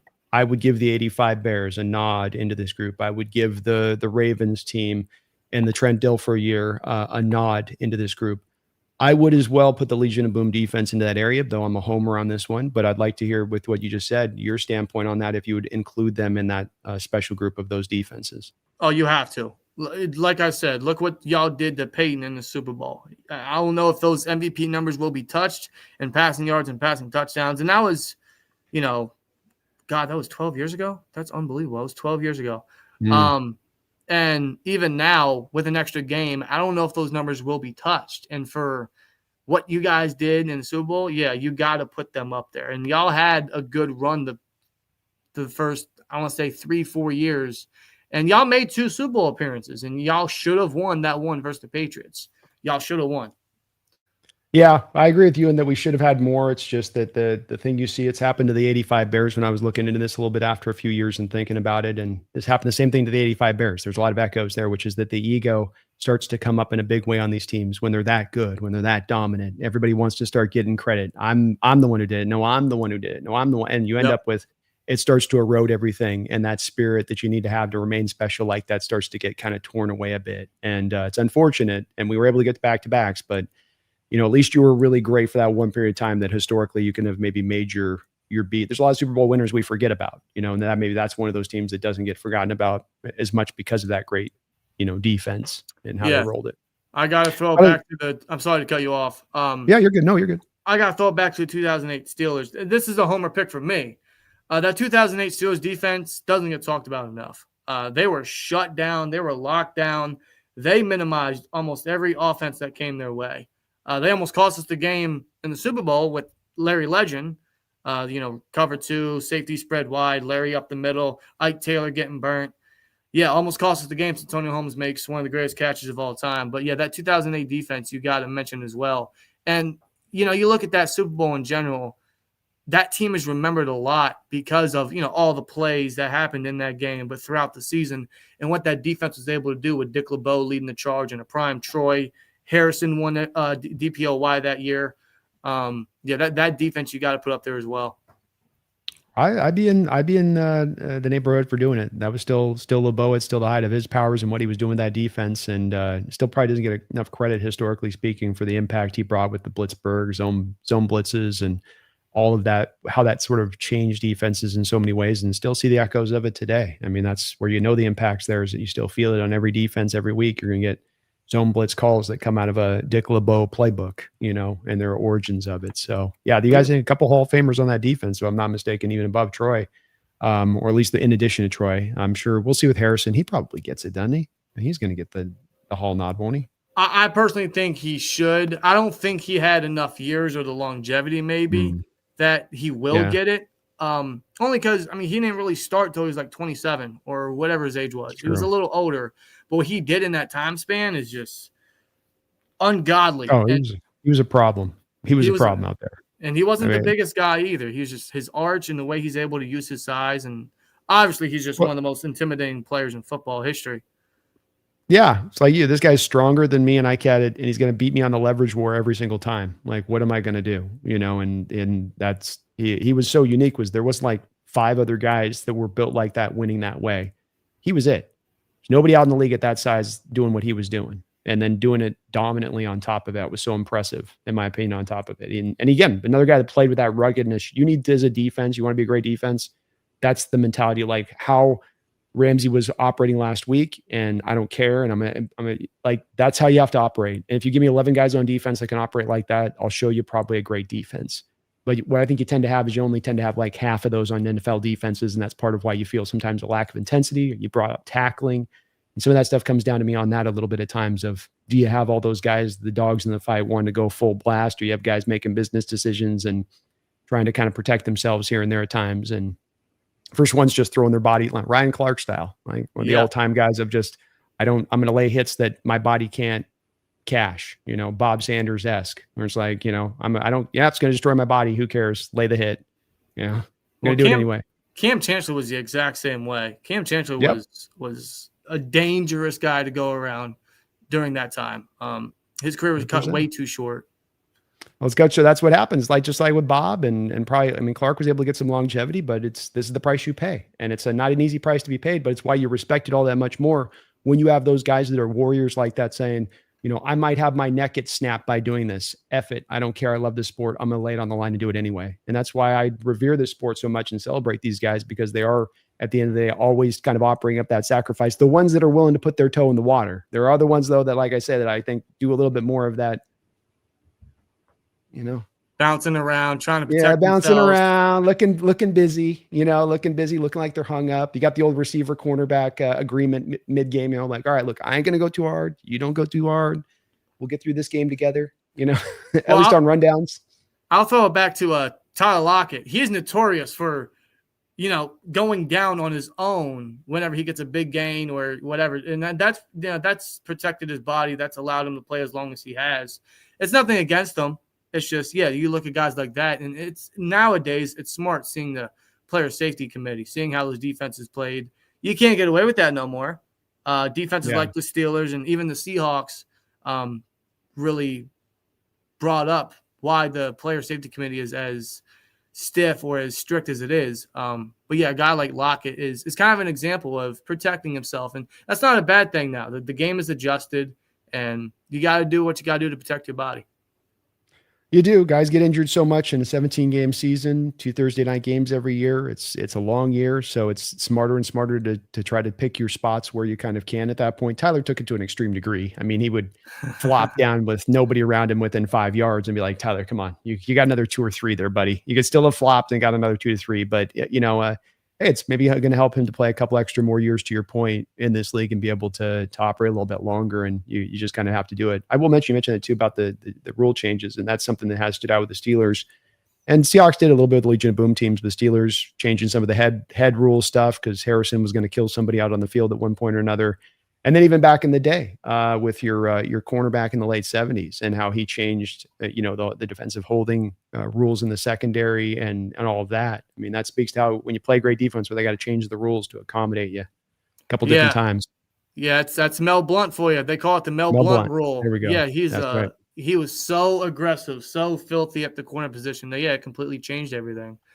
Back then, you could get away with all that. Obviously, nowadays it's an easy flag waiting to be called. Throughout times, great defenses have changed the way that these players are looked at, or the way these players are protected now, especially when you consider, not to go down this pipe hole, the whole CTE situation. It's very, very much of a medical concern. And you wonder if some of these players might be dealing with it, which is why, these defenses, as great as they were, and will never be recreated again for those reasons. Things have changed. They have, and smart defenses find their ways around it to where you can still be physical, and you can still, if you just got to be more creative at it, with the hits, it was taking your head out of the hits, and kind of Cam did figure that at the end where he wasn't having to do the lead with the head thing and still able to lay those smacks, and you can pick your moments, but it's harder. It's harder to enforce your will over on an offense and just sort of be bullies like you once kind of could. Jeffrey, thank you for the $2 donation. Says Steelers win this one easily. I hate to say it. That's a good time. Let's get your prediction on this. Where do you see this game going? There's no such thing as an easy Steelers win. I'll tell you right now. This isn't going to be an easy win for the Steelers. I think you guys will keep it close. I do think we win. I think we do. I think our defense will rebound to an extent. I don't like Sam Darnold. I don't trust him to throw the football for you guys. I never believed in him. I know there were a bunch of Steelers fans that were saying we should pay money for Sam Darnold. I'm like, no, this isn't the guy that we need at that price tag to take us to the next level. If you're going to get that guy, you're either going to draft him or wait till one of the greats become a free agent and pay him $50 million a year, which that's not happening anytime soon. Darnold to me wasn't that guy. I never wanted Darnold. I thought he was a huge product to Kevin O'Connell. We'll see if he can prove that to be wrong, as it's still a long season. Y'all got a new coordinator this year. Y'all got Kupp. Jackson Smith-Njigba is a stud of receiver. Kind of jealous you guys got him. I know we took DK from you. Still jealous you guys got Smith-Njigba. You took one of ours. You don't get another. You don't get the second one too. You already got one. We gave you one. You're cut off. I know. It's only one at a time, right? There's no buy one, get one free deal here. 30 years, you can come back at us and maybe we'll be in the market. But next time, you better be throwing up a first, okay, big guy? I'm done with this whole back end 2 thing, okay? I don't want the generally third for a game-changing wide receiver. What are we doing here? Well, in 30 years, Tomlin will still be coaching and will still be without a playoff win and will still be above 500. He'll still never have a non-losing season ever. But you're consistent. Very consistent. You got that right. But yeah, Consistently better than average. Yeah, that's true. I mean, we could be the Browns. We could be very bad. And sometimes I've seen losses where I'm thinking, is this what it's like to be a Browns fan? But I got to retract. I'm like, you don't want to be a Browns fan, and we're not. So no. I think we're both good on that. But yeah, this game, I don't think it's going to be easy for either team. Definitely not the Steelers. Do you see a high-scoring game or a low-scoring game? See, I don't know, because I could have never in a million years predicted that last week was going to be as high-scoring as it was, or for both offenses to score over 30. I don't think it's going to be as high-scoring this time around. I think now that there's film on A-Rod and the Steelers' offense, that you guys might have a little bit of a advantage there. Our defense is still a little suspect, but against Sam Darnold and a run defense that might not get going. Granted, our D-line isn't the greatest right now, and it's hurt. The way Clint Kubiak runs his offense and how he uses his running backs has always been questionable. So I don't know if you guys find much success there. I don't know if each offense finds much success. I don't think A-Rod's going to replicate what he did.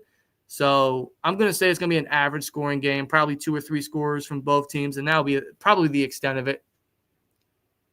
I like it. I probably see it going in about the same way, and I share your feeling of just being a little unsure about what we're going to exactly get here and where I don't see a hype scoring game. I don't, but I also am not really one way or the other super confident to the other. I'd give you guys a bit of the nod just because it does feel like to us last week, the Niner team is not the Niner team of the last couple of years, and we were facing kind of a grade B team and at home and still couldn't kind of put them away. Going on the road against a Steeler team that is probably better right now, just from with you guys more fuller health. I know you got dinged up a little bit on the defensive side, but still at fuller health will just be even more of a challenge. And on the road, just gets hard to see necessarily the victory in that. But I think it's going to be tight. And it's hard to predict on this one. The pass rush with how you guys protected last week, how you guys stopped the run. If we can find some more holes and run the game, it could change a lot of the nature of this game on a dime, I think. And that makes it just terribly tough to predict. It does. I got a couple questions regarding your team. So obviously y'all got 2 picks last week on Brock Purdy. Josh Jobe was one of them. Anything I need to know about him? And what about Tariq Woolen? Has he kind of fallen off since his rookie season? Yeah, he kind of has. Woolen does give you over a course of a game. Usually you get a perfect grade when targeted last week, but he wasn't targeted a lot necessarily, just at the end of the game, some big moments that looked horrible.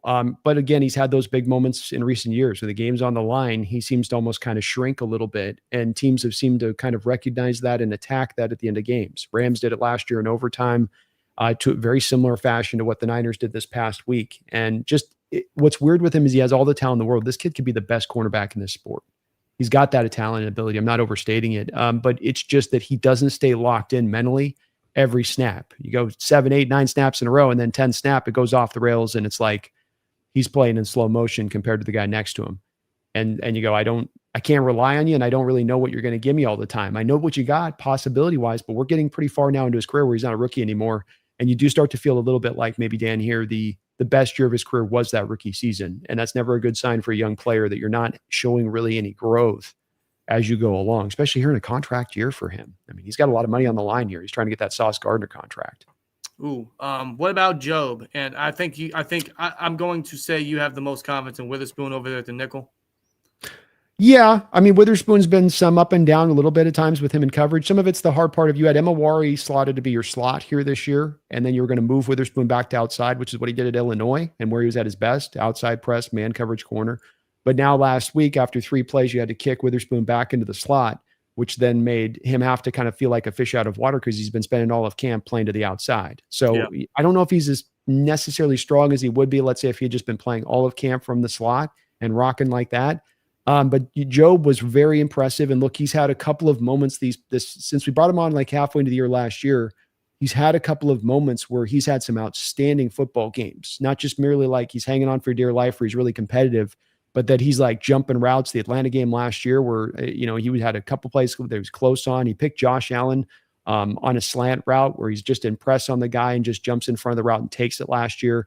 So I'm not saying that he's going to be great, but he's definitely given us something that we need there as far as depth goes, especially considering Amore's loss and Enrique underwhelming a little bit. I mean, Mike was talking even this week about whether or not he may not be even starting this week, kind of intimating like, well, we'll see. I think the coaching staff was really dissuaded by what they saw from him last week in those big moments, and that he sort of had kind of a brain fart at the worst of times. And that's a third down. That back in end zone plays a third down. You're up by 3. It's like the Hail Mary thing. You're going up to go make the pick, but if you just knock it down, it's 4th down. They take the field goal. The worst case scenario in that situation is a tie game, 13-13. Can you as a football player process that before the snap?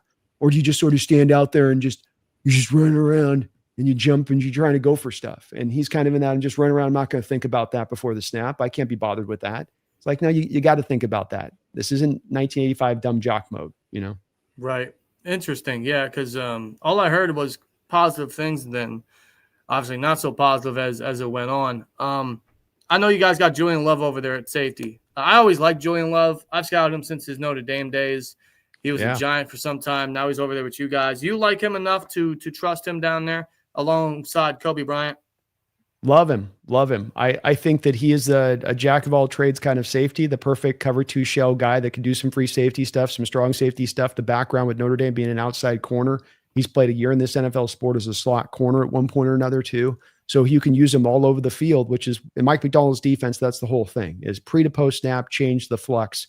I show you this thing pre-snap. I become that post-snap. The more you can do post-snap in coverage, the better, because the more unpredictable we are pre to post-snap.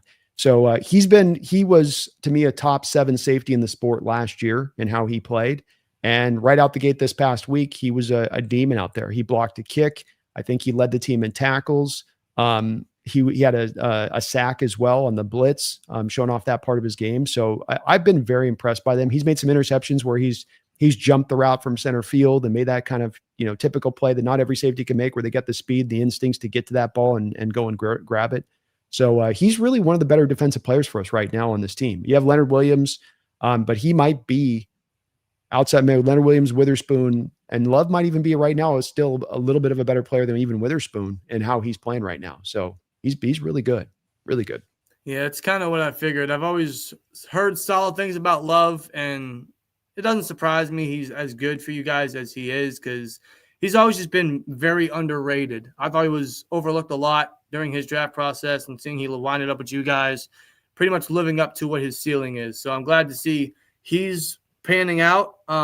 That's something we got to watch out for, because we like to run a lot of crossers. We like to run a lot of, routes with the tight ends where they're up the middle, or they're, even in the flat. That's something that Julian Love will probably nose out. He's just got good instincts, a good mind, able to read the offense early on pre-snap. So yeah, he might be a difference maker in this one. He should help. I've really been impressed, and he's such a smart football player at recognizing what's happening in front of him too, where he sees things coming a mile away, and that's part of that development you said. You got to give those guys time when they come out of college from one position to change to another, but you can see the upside to the position they'll change to. Give them time to get to that upside that they do sort of promise, versus the guy that's going to stay more static to the one position he was drafted to play in that he played in college. Maybe you're expecting a little bit more of the immediacy there, at that point. Not that Love wasn't a good player for the Giants immediately, but he's just rounded into more of a, almost scratching at times on the edge of a sort of star player, right? In that kind of Pro Bowl-ish, line right on that one, so to speak. No, absolutely. Yeah. Did you have a chance? Thank you, Ethan, for the $2 donation. Did you have a chance to check out that Cowboys doc with the Jerry Jones thing? It says 90s Cowboy doc was fascinating, ego, and what could be. That's on Netflix, isn't it? That's on the Netflix one, yeah. I haven't seen it yet. I have not. I highly recommend it. I know it's Cowboys, so it's like Barrett and Jerry. And Jerry's insufferable in a lot of it, where you're like, fast forward. Okay.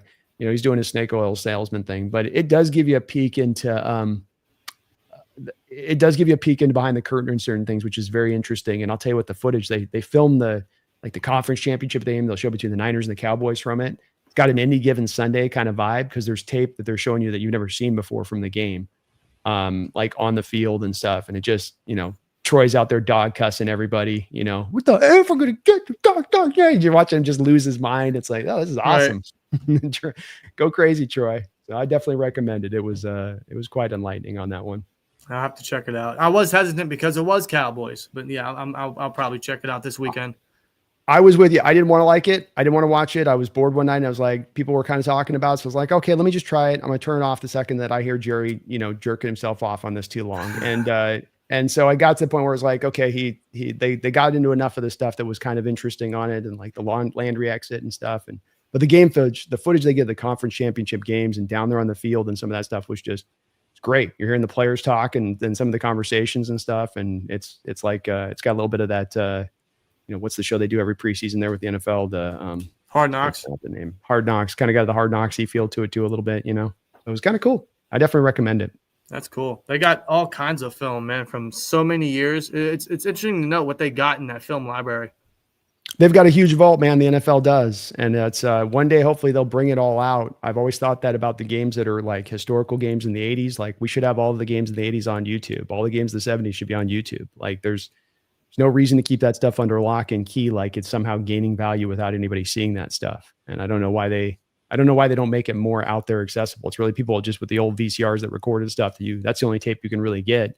Right. Which kind of sucks, You'd love to go back, like watch a whole 1977 season, the Steelers. I mean, wouldn't you do it like one of the, championship years or they're like stem to stern? I would. I don't know. Maybe I'm geeked out on that, but I would do it. No, you're not geeked out. I'm geeked out right there with you. All I see is, just documentaries and certain little clips. That's really the extent is what you can see. But yeah, I would love to sit down, watch a game from back then, or just get, all type of information regarding a season or a game or something regarding the team from the past. I think that'd be great. I would like them to have like their own little streaming software or app or network or whatever, where it could easily just be a huge bundle of every team or team package where you get that team certain package and you get whatever for a certain price. I think it'd be a great marketing deal for the NFL, but clearly they got, TV dealerships and streaming ships with Amazon, YouTube, Netflix, all that. They get paid the most out of that. So there's no way they're going to do their own thing as much as it would be a great thing. And it give NFL fans, something great to look for. It's just something, unfortunately, I don't think they're ever going to entertain. No, I think you're absolutely right about that. Where I just think they're leaving money on the table with this one a little bit, and they make enough money that it's falling off the table as it is. But this could be a place where they got creative. There'd be a market for people to be like, hey, I'd be interested in that. I'd be down for that. You know what I mean? So I'd sign me up if they could. I think it's a great idea. I've thought the same thing. There's some creative ways to do this to where you can make money and still give people the access. And again, a lot of this stuff's just sitting under vault and key and not being watched at all. It's just collecting dust essentially. It's like, what's the kind of the point of that? Yeah, really. Let me do a quick little sponsor deal here if I can. Sorry to get you off screen there. 1 second here. But it's a quick time. I just want to pop in here really quickly to the sponsor of the show. As I had the whole thing up here, Dan, and then my deal went back off again where my camera went off after I had the whole scene set up. So this thing's silly a little bit in how it's going. We are sponsored today by the Sleeper app, though, as I put this together. And I'm going to get Dan's picks here. Dan, you've got any hot bets on the over-under on a player this week that you're feeling good about necessarily? Anything you're liking on that side of it? I'll get it up here. I haven't looked at the odds yet. I am a sports bettor. I definitely entertain in sports books and stuff like that. I had a little bit of luck for the Steelers and Jets game. So hopefully I can get a little bit of luck this week. Lightning never strikes the same place twice, so I doubt it. But maybe I'll get lucky. This specific week, I'm not going to lie to you, in relation to the Steelers and Seahawks game, I'm really feeling DK's over in his passing yards. I think he had a good game last week. I think this time around he can actually stretch the field a little more. Maybe we get a deep pass or two from A-Rod that connects. I think 65 yards, right? Like that's a no-brainer there, yeah. Oh, absolutely. Yeah, I think he's more than capable of getting that. I don't know what Calvin Austin's over-under is, but I think that should be something they target because he's technically our wide receiver too. That's 38. It? 38. That's it. With A-Rod at quarterback, you should smash that. Calvin's our number 2, and he had a great game last week. He's always been one of the most dependable receivers we've had in the past couple of years. When Pickens was giving zero to no effort on the field, Calvin was putting in all the effort and double that for Pickens. Calvin's a stud. So I would outside of Pickens, or not Pickens, Metcalf, I'm probably going to take Calvin's in relation to this game. Yes. There we go. So Dan gives you his picks there. Austin 38.5 and then Metcalf 64.5. I'll throw on top of that. We'll do a Jackson Smith at 61.5 to make this bet look good. And then maybe we'll go with a Charbonnet at 46.5 because we think we can get after the Steelers a little bit. So 9.4 times your entry there on a $5 bet. Make some nice money there. Just some easy picks there, it would seem like. I love where Dan's head's at on that. Please do use Seeper today. The NFL season's here, which means you have a chance to win 100 times your cash in daily fantasy football, and it has never been more exciting than now with players like C.J. Stroud, Patrick Mahomes, Lamar Jackson, and Justin Jefferson. Pick on stats for these stars like touchdowns, passing yards, receiving yards like you're seeing us do here, fantasy points, and more for up to 100 times payout on Sleeper.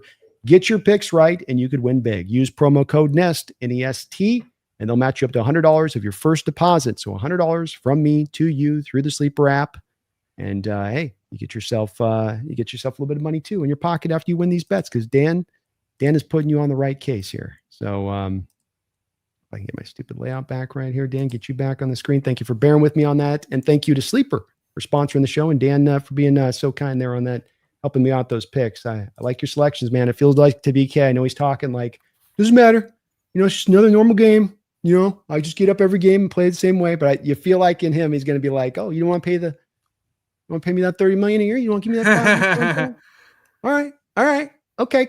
And after Aaron last week with the Jets, where he was obviously a little motivated, Aaron's going to be over there gassing him up. They didn't want you over there, DK. They didn't like you over there that much, DK. They didn't want to pay you, So I feel like it's going to be a little bit of, there's going to be some force feeding going on, maybe just a little bit. I definitely. He didn't get to feed him as much as maybe A-Rod wanted to, and props to Calvin for stepping up. But I think this week, I think it's a better matchup for him, especially if he goes up against a guy like Wolin. I think it's a solid matchup for DK. I think he's going to have a good one. I'm going to copy those picks. I'm going to put my own little slip out there for sure. It seems like we might be in agreement. Maybe this is going to be more of an offensive showing than maybe we thought. I don't know if it's going to be as high scoring, but maybe there'll be some splash plays here and there from both offenses. I think they're definitely capable of doing so. I think for sure. I mean, look, what you guys did against the Jets last week was impressive on the road in the first game of the season. That's Rodgers' first game, and that's barely kind of even getting DK acclimated into the offense. I mean, that's just you just kind of sprinkling him in there a little bit on some stuff. So what happens when there's a little bit more of the featuring? What happens when the running game becomes a little bit more effective, which I think it will do with Smith because his ground game is just so good. I mean, that's part of what makes him such a good coordinator is that he's got such an inventive ground game. It's not just, I run an outside zone and my outside zone is just awesome. It's like he's got some very cool details within his run blocking schemes that separate him from other coordinators in that way and also make it harder to defend the run just because you have to be on those little extra P's and Q's with that stuff that you wouldn't always have to be in every running scheme.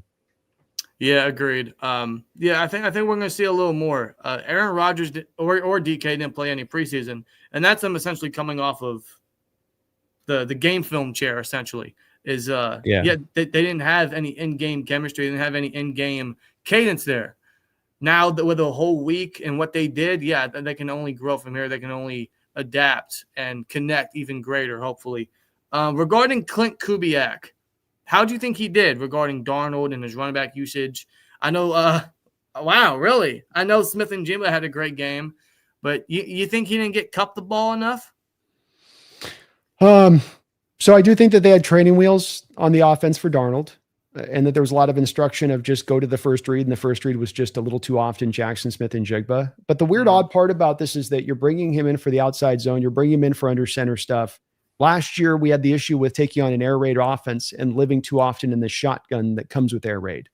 And that's problematic at times, especially with the rushing attack, that you're going to be more effective with guys under center. Your play action game goes to the crapper when you're trying to just do play action like this, as well as you're only really able to do the shotgun runs if you've got the quarterback who can be the threat to carry the ball. If you have a guy that's just average mobility wise, those edges are just going to crash down on the A and the B gaps on those kind of runs anyway. So what's the point?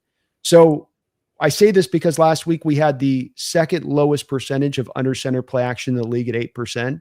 You guys were up at the top 10. And so you go, what are we doing? Y'all don't play under center? Wow. What? Well, last week we did with Kubiak, and that's his whole offense. And so you're going, you have the training wheels on the offense. You're running all of this shotgun stuff. Then you're running no under center play action. So there's none of those easy, like what you guys gave Rodgers last week, and why I love so much of the under center stuff. You tend to roll the quarterback to one side of the field. You simplify the reads down. You tend to have that little dragging route that's coming across the field. That's like a 4 or 5 yard route. You're not going to get a big play off the back of it, but you're going to help to keep yourself ahead of the chains. You're going to help to set yourself up to convert the first downs and keep the drive moving off of it. And then it gives the quarterback those easy throws to get him into rhythm, where not every throw is a high leverage throw and difficult. And that's what happened in the game last week, is it just felt with Darnold, there wasn't enough of those built into the game plan. But the shotgun usage, Dan, was the one to me that I just couldn't wrap my head around why you thought that was the way to live, is to be in shotgun against this Niners team. I didn't understand it from all off season. That was your plan of approach. That's what you came up with, And after it didn't work last year, we lived in shotgun. Didn't work. We sucked. It was not good for our line. So hopefully that part does change this week. But I do like Kubiak. I thought it was a great hire. It's just that ride it on the horse that brought you here, buddy. You know what I mean? Don't try to change the Mustang midstream. Absolutely, especially if you're paying Darnold so much. You got to move things around. You got to keep the defense guessing. Open the playbook a little bit, really. You brought in Kupp. You brought in Darnold. If Walker can stay healthy, I like him as a running back. Greg Zabel, I think, is going to be a great guard for you. So you got some pieces on the line there. He just got to open things up. You might be right. They might have training wheels on Darnold, maybe Kubiak as well. Maybe they're trying to work to Darnold's strengths, which obviously that didn't lead to a lot of success last week. It's just one of those things where it might be something like it's early into the season. It's week 1. They're trying to get things acclimated. This is an entirely fresh offense, new coordinator, new pieces everywhere. So it might be one of those things where it takes time. But, it's a lot of shotgun. That honestly reminds me of what Canada used to do when he was our OC. I swear to God, he ran shotgun so often. All I know is we never ran under center. And seeing what you were saying from last week, it's a little concerning on your end. Maybe that allows us to carve up that offense a little bit if the defense wants to come and play. Well, when it makes you predictable like that too, the flip side of that is, okay, you're 8% with your play action under center, but then what does that also then instruct you about when you go under center in the moments in the game at that point, if you show that tendency in his offense? It means that we're not going to be running play action, so you're going to get a run, right? You see me under center now, I'm second in the quarter and I'm running at that 8% rate. Any smart defensive coordinator halfway into the second quarter is going to go, oh, if they're under center, they're just running the football. They're not running play action off that. So just bring the dogs. Everybody go downhill. Attack the running back in the backfield. What'd you get last week on the tape? A lot of penetration in the backfield in the running game early on. And so I'm a big proponent of this. Right now, the NFL this year is moving into a place where you're getting more 2 tight end usage than ever before this season. I think it's going to set records this year. It's going to be well over 20% in 12 personnel across the league. That's more lending into playing under center than it is in shotgun if you have 2 tight ends on the field at one time. So just again, it all leads in that the play action, what you see that does to the linebackers in the run game. If I've got a guy in shotgun, he goes like this in play action, I don't get the 3 false steps of the inside linebackers down the line of scrimmage, right? Yeah. I might get 1, but I don't get that 2. That when you get the quarterback running out and he's stretching that ball out and those linebackers are pulling up 2 or 3 yards and then he pulls it right back and then you've got them beat over the top on the crossing route, hitting them over behind them on their head. Like that stuff works, man. And it works every time when it's executed properly, right? You got to be committed to doing it though. Yeah, that's something the Steelers offense can definitely adapt to doing because Arthur Smith is all about running the ball. He's all about tight end usage, 12, 13 personnel. We have 3 very good quality starting worthy tight ends, Muth, Joni Smith, and Darnell Washington. We ran a ton of 12 last week because they're both really good receiving threats. They're also both solid blockers. Darnell's our best blocking tight end, so I would anticipate if we want to run the ball a little more in this game, we're going to see more of him in the 12, or if we want to put all 3 on the field, we'll just run a ton of 13. That's something that will probably add a lot more in this game is trying to run the ball. And that's just going to open the passing game and might allow guys like DK, guys like Calvin, or the tight ends to get open up the field, which will only add more to the passing attack, which will only open more for the offense, which could lead to further success, something that I wasn't thinking could happen, but maybe I'm a little more encouraged, I'm more hopeful about. So we'll see what happens. I think you're on to be that whether it's Austin or DK running that crosser or the over route over the top. I'm not as much worried about the DK on the 9 stuff where Rodgers tries a back shoulder throw on DK. DK is really not a contested catcher. That's the one part of the pairing between them that I was a little worried about, because that's what he did with Devontae Adams all day long, was the back shoulder adjustment throws. Oh, you don't have separation. I'll just throw it to your back shoulder and you've got the ball skills to grab it. And DK is not built to do that. That's not his game. You know what I mean? But those routes that he can be so fast on those over routes and so fast on the crossing routes to get back across the field there. And if you pull those linebackers up, it's you wanted to play the run. They've got to go up there and step up to fill the gaps. And especially in our system, because we've got that newfangled thing. I don't know if you've seen now what they've done here with this front 4 is no more 3-4 defenses. You're living in nickel. So you got the 1 tech and the 3 tech, and then you get the wide 9s. Yep. But then you've got that natural creases that now suddenly exist in that line, which means those linebackers, the Will and the Mike, have to be so good at filling their gaps to fill in around all of that space, which means they have to be that much more aggressive off the play action game, to me. Oh, for sure. I mean, it's going to be one of those games where, yeah, they're going to take what they did in week 1. They're going to experiment some things they're going to build upon. And, like I always say, it's always up from here. And that's in relation to the Steelers. That's in relation to any team. Not for every team, obviously. Some teams have disastrous starts, have disastrous seasons. I still like your guys' squad. I like your guys' team. I think there's still a ton of potential. I have some doubts regarding Sam Darnold and what he can do for y'all. But overall, like from a talent aspect, I think you guys got a solid squad there that you guys are able to put players on the field and do what they have to do. You guys got the versatility anywhere. That'll lead to mismatches. That'll lead to plays, especially on the defensive side of the football, which could come into play in this game. I mean, I'm not going to lie to you. I like Calvin. I like DK. But outside of that, we don't really have anyone else. We have tight ends that I would like for us to get involved more in the passing game. But otherwise, they're just there for body show. They're there for an extension of the line. They're there to help run the ball. Outside of that, there's not too many weapons on the offense that have stepped up. I'll give a shout out to Ben Skoranek. He got our first touchdown last week. I don't know how much more usage we'll see of him. A guy like Roman Wilson was out all his rookie season, and he has yet to get his first career catch. He got only 10 snaps last week. I don't know what that entails for him. Maybe it's just trying to get him adapted, as that was technically his second game ever in the NFL. So I don't know if he'll see much more of an impact, which could lead to you guys. I mean, if you guys can slow down DK, if you guys can slow down Calvin, it might be a better matchup for the defense. I could really see it going in so many ways here, man, as you talk. It's just I can see you guys taking kind of command and control at home and us still trying to find our way offensively and doing good things defensively like we did this last week, but it's just ultimately not enough because we can't quite put stuff together. But it's just hard. This one's a hard one to pinpoint early in the season. 2 teams still kind of finding, I think, what they're going to be this year. I would like to know from your perspective with Tomlin being there for so long, and there's starting to be kind of finally some rumblings coming out this past year a little bit about, maybe the timing is coming. If the year's in a success, if you guys go in the playoffs, you make hit noise in the playoffs, no doubt you're trying to probably get Aaron back another year and keep the band back together and try to roll it. If it's a year where you don't have playoff success, what's the next step for the Steeler organization? They're just going to do the same thing over and over again. There's no doubt in my mind. They're just going to, like, say for example, you say that with trauma. I hear a tinge of trauma in your voice, Dan. Just a tinge of trauma. There's definitely trauma. There's no shock whatsoever in my voice when I say that, because that's the ultimate expectation. If we have a season like we did last year where we go to the playoffs, we go one and done. We've done that the past several years now.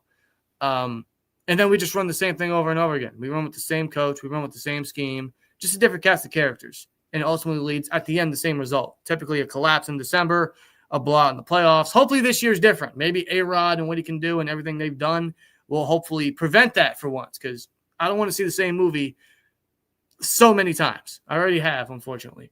So if we make the playoffs get blown out or make the playoffs and lose, even if in tough fashion, tough defeat, I still think they're just going to run the same thing. I don't think there'll be drastic coaching changes. Depending on how A-Rod does, I wouldn't be surprised if he comes back. I know he said this might be his last year, but if he says he's still got some left and he does prove he can show more, they could bring him back and they'll still draft a quarterback, and then they'll just sit him the whole year, sit him under A-Rod, which isn't actually a bad thing. I'm kind of warming up to it. I don't know if Rodgers plays at 42. If he's got enough to prove, listen, I'm not going to tell you no. I don't care how old you are. If you can still play, by all means, you can rock the jersey. Just don't show your age at that point. Well, and I just think you guys are in that pickle we're in a little bit with that when finding that next quarterback. Say nothing of if you do move on from the QB, being that right now you've got there's gonna be some quarterbacks coming out next year's draft that are good, but you've got two teams with multiple first round picks that are going to need quarterbacks in the Browns and the Rams. You've got the Saints that are probably going to be up there in contention for it. A couple of other teams that are going to need QBs, and you guys just be picking too deep to even get that developmental guy, and you're just kind of then stuck in that place of what do we do? And this is how you end up. The same thing with us on it. Even after we left with Russell, we're just we're finding options. We're trying to get creative with it. That's what you have to do because you can't necessarily just go and target the guy at the top and then just here's our next guy is going to be the next guy and then we're going to roll. It's like you're stuck. I tend to say, and I'd love to hear if you buy into this theory that teams are in one of four states in the NFL. You're either rebuilding, ascending, stuck in purgatory, or elite, and you don't go from ascending to purgatory. You're on your way ascending, and then you sort of take that left turn at Albuquerque and get stuck in purgatory, and then you just can't get out of the damn thing. That's why it's the worst. Rebuilding's not the worst place to be in. Ascending's not the worst place to be in. Purgatory is the worst place because you're there perpetually for sometimes a decade, 15 years. Like I think the Cowboys are stuck in purgatory. I think the Saints are stuck in purgatory. I think we organizationally, to a lesser degree, certainly in the last 10 years, have been kind of operating within that sort of every year, like you just talked about, there's a shuffling going on rather than a vision. We started this off at the top of the show where it's just, you want your team to have the vision in place for how this becomes great and we become elite, not good, but elite. Instead, it's more seemingly you're chasing the tail of good year by year at times. Yeah, I actually agree with that theory because at least if you're rebuilding, you're trying all sorts of things to see what works rather than just kind of keeping the same thing over and over and over and staying where you've been at. Or, God forbid, get worse. So, yeah, I would agree with that. I think you guys, I ain't gonna lie, the past couple of years hasn't been the greatest for you. Trying to replace Pete Carroll and Russ. And that whole team, I mean, you're not going to go from one great team to another. It's virtually impossible unless, of course, you're, I don't know, the Packers. They just keep finding quarterbacks. It hasn't led to a lot of success, but, they're not bad. They're not bad. No, they keep getting their guy, which is kind of impressive. It almost reminds me, everyone looks at the Steelers. Oh, they've had 3 coaches since 1969, Chuck Noll, Carr, and Tomlin. I look at the Packers. They've had only 3 quarterbacks since the early 90s, Favre, Rodgers, and Love. It's tough to do that. It really is. So it takes a really good organization to be able to accomplish such a feat. It obviously takes another organization to actually take that and accomplish more and take advantage, something the Packers haven't done. But even still, I mean, rebuilding isn't a bad thing. The past couple of years, I've kind of wished for a rebuild. It's something the Steelers just, historically never do. They never rebuild. The last time they had a losing record was 2003, and then the year after that, we drafted Ben. So, it's just something that we don't typically do. There have been instances you think they would, but no, they just keep going what they think works. And I guess it has because we haven't had a losing season since. And I just think that the problem with getting stuck in purgatory is not that you get in purgatory and you can't get out. You can't get out because you keep misidentifying what it is that you are as a team, how good you are as a team. And it's usually not misidentifying how bad you are. It's not that you think you're going to be bad and, we were awesome.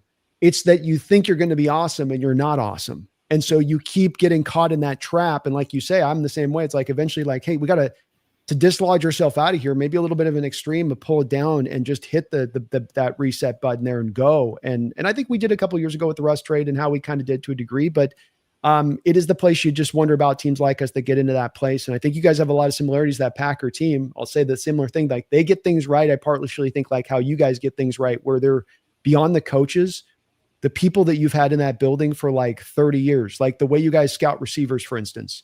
Like there's obviously some inroad in how you guys kind of locate receivers and target and the success rate. And you might have guys like the Martavis Bryant, where there's the off the field stuff, blah, blah, blah, or Plaxico, blah, blah, blah. But like, they're really good receivers. Like they're like, that was the right pick. Like that was a really good guy, AB. And so you guys have that also stuff where there's those little places that probably trick you and like, we got an advantage in this. We're better than the rest of the league in this place. We're better than the rest of the league in this place. We develop this better than everybody else. And that it sort of gets you into that place of, no, we'll be great this year. It's like, no, you got to take a step back. It's not the worst thing sometimes. Yeah, and that was kind of our approach, me and my twin Rob. We were kind of thinking that along the lines after last year. We had an awful collapse. I think it was worse than the 2020 collapse. I know we started 11-0 and then lost every game after, except maybe one that year. Either way, I was never truly convinced that year that, hey, we're 11-0, we're undefeated. We didn't feel like it. Last year, I ain't gonna lie, I had a little bit of a feeling, you know what, maybe this team can actually win a playoff game for the first time in how many years, just for the collapse to be identical to 2020. And I'm thinking to myself, maybe this is the time to, dare I say, rebuild, move on from the coaching staff, clean house. We know Russ ain't coming back. You could have brought Fields back, didn't. And then instead of rebuilding, they decided to, I guess, revamp the team, or I suppose restock is the best term, with all of these vets, all these Hall of Famers that are past their prime. They ain't as good as they once were, but maybe they're good as once as they ever was. That's kind of the gamble that they're running with. Yeah. Will it pay off? I'm the same way. I think you're in the place I was when I saw your Steeler team this offseason. I go, okay, now's finally the time. Do it. You, like you said, Russ out, and you could have done the Fields back and got him a short-term deal and just hit the reset button, pull this thing down a little bit, move Pickens out, get the capital back for him, maybe move a Minka and not do a Ramsey trade to the other side, but just kind of just build some assets back up, be smart as an organization, on that. And this can still work. I think this can work. So I don't want to seem like I'm poo-pooing you guys as far as this team isn't a team that can rise up in that division. And, it is always gives you that floor that you guys are going to be at from a floor minimum. So it's all about, can you just get up more to the ceiling of where we'd like you to get to? But I kind of had that feeling too of like, maybe now's the time right now where you haven't had a playoff win since what we've had. Jacksonville Jaguars have more playoff wins than we do since 2017, but I don't think you guys even have, if I'm not mistaken, a playoff win since 2017, right? No, we haven't had a playoff win since the 2016 season. Our last playoff victory was against the Chiefs in the divisional round. Alex Smith was the quarterback. We didn't score a single touchdown. Boswell got all 6 field goals.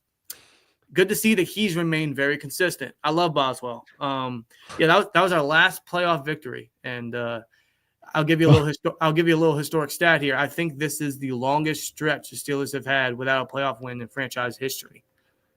At least, you're looking for signs, right? If you're looking for signs for when should we know the signs in the sky are going to tell us that we should pull it back? Sorry to interrupt you, but isn't that a little bit of like, here's your sign? To me, that was the sign is, okay, we're getting the same result, blowout after blowout after blowout. And Art Rooney II, our owner, or as like we like to call Art the Clown over there, he's got the Rooney last name, but he doesn't embody the Rooney discipline or the mentality. It's just, this guy's had non-losing seasons. I think he's still the guy that can get us over that hump when he can't even get us a playoff win. And it's not all on Tomlin. It's not fair to do that. The personnel could be questionable, and that's to the front office for ascending. And I do think this year's team is better in a lot of ways than last year's was. I think from a lot of areas, from the quarterback room to receiver to running back to linebacker to corner, obviously. I think we improved a lot of those areas. It's just, can we finally get those tools and make a run? It's a good start. And I'm hoping it continues versus y'all Seahawks. But I guess we'll really know come December, because this team can look as good as it can, but come that end stretch, can they give us Steelers fans the proof that, hey, it is different this time around? Does Tomlin have this team connected as he's had at the height of his powers? The one thing I wonder with it, and it's not necessarily a representation of a lack of good coaching from Tomlinson. There is a bit of that theory out there that you get a coach 10 years into one spot, and it's kind of like, 3-day-old fish. It's going to end up stinking no matter kind of what. The guy might still have, like Andy Reid with the Eagles, or Andy still had something left in the tank. They let him go, though. It was the right move for them. They got the Super Bowls. It's worked out for the Chiefs, too. Or is he connected as ever with it? It's not the matter of that. He's as great a coach as he's been, and he's a motivator as much as he's ever been. And it's just a matter of, like you say, more talent. I've tried giving him the benefit of the doubt over and over and over, because for years he had the asterisk above him is, he won with Cowher's team. And I am a firm believer he did.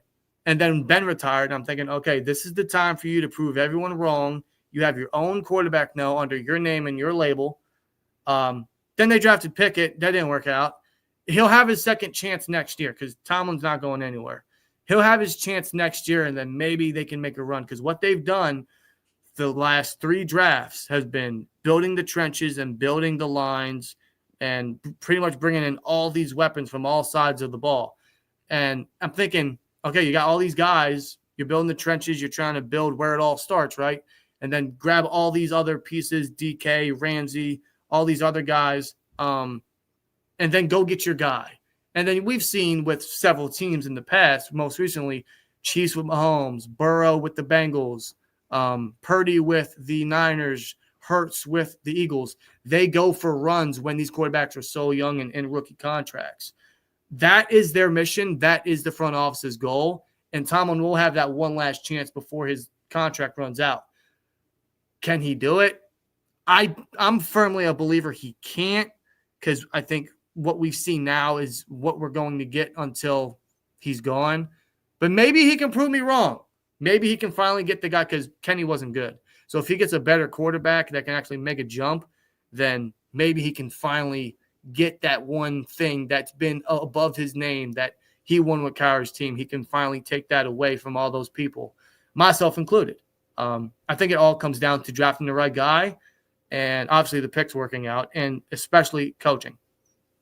Yeah, it's great points all around on your part there. I think it's hard to, with a coach like this that you know is a good coach, to hold them hard to account when you just know you haven't gotten him that replacement at the quarterback position. You can talk about Coward's team that he inherited, but he also inherited a lot of Ben at the end of his career, which, had a lot of similarities to guys like kind of Breeze at the end of the career, where you could feel the physical ability had gone backwards. The mobility wasn't there.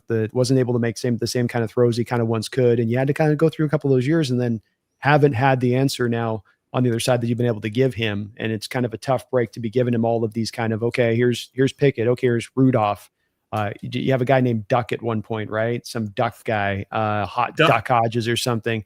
So like it's been a little dark, you know what I mean? Like it's hard on these coaches, and that's what we talk about Arthur Smith the same way. It's like it's hard when you get these guys that get these reputation of Arthur Smith stuff, and it's like, well, done all right. I didn't have a lot of work with their Atlanta. Atlanta didn't do a good job of getting him that, as soon as he leaves, they get him a Michael Penix. He would have probably been pretty good with Michael Penix. He probably could have worked with a Michael Penix. That's the one thing I wonder there in that situation is hopefully they do, if this isn't going to work with Rodgers, they are able to do something. Maybe it's get a second-hand quarterback that's revitalized, but get Tomlin actually a quarterback in there that he can rely upon a little bit, not getting by with. Yeah, and the fact that A-Rod has been here in the league as long as he has, he's a vet.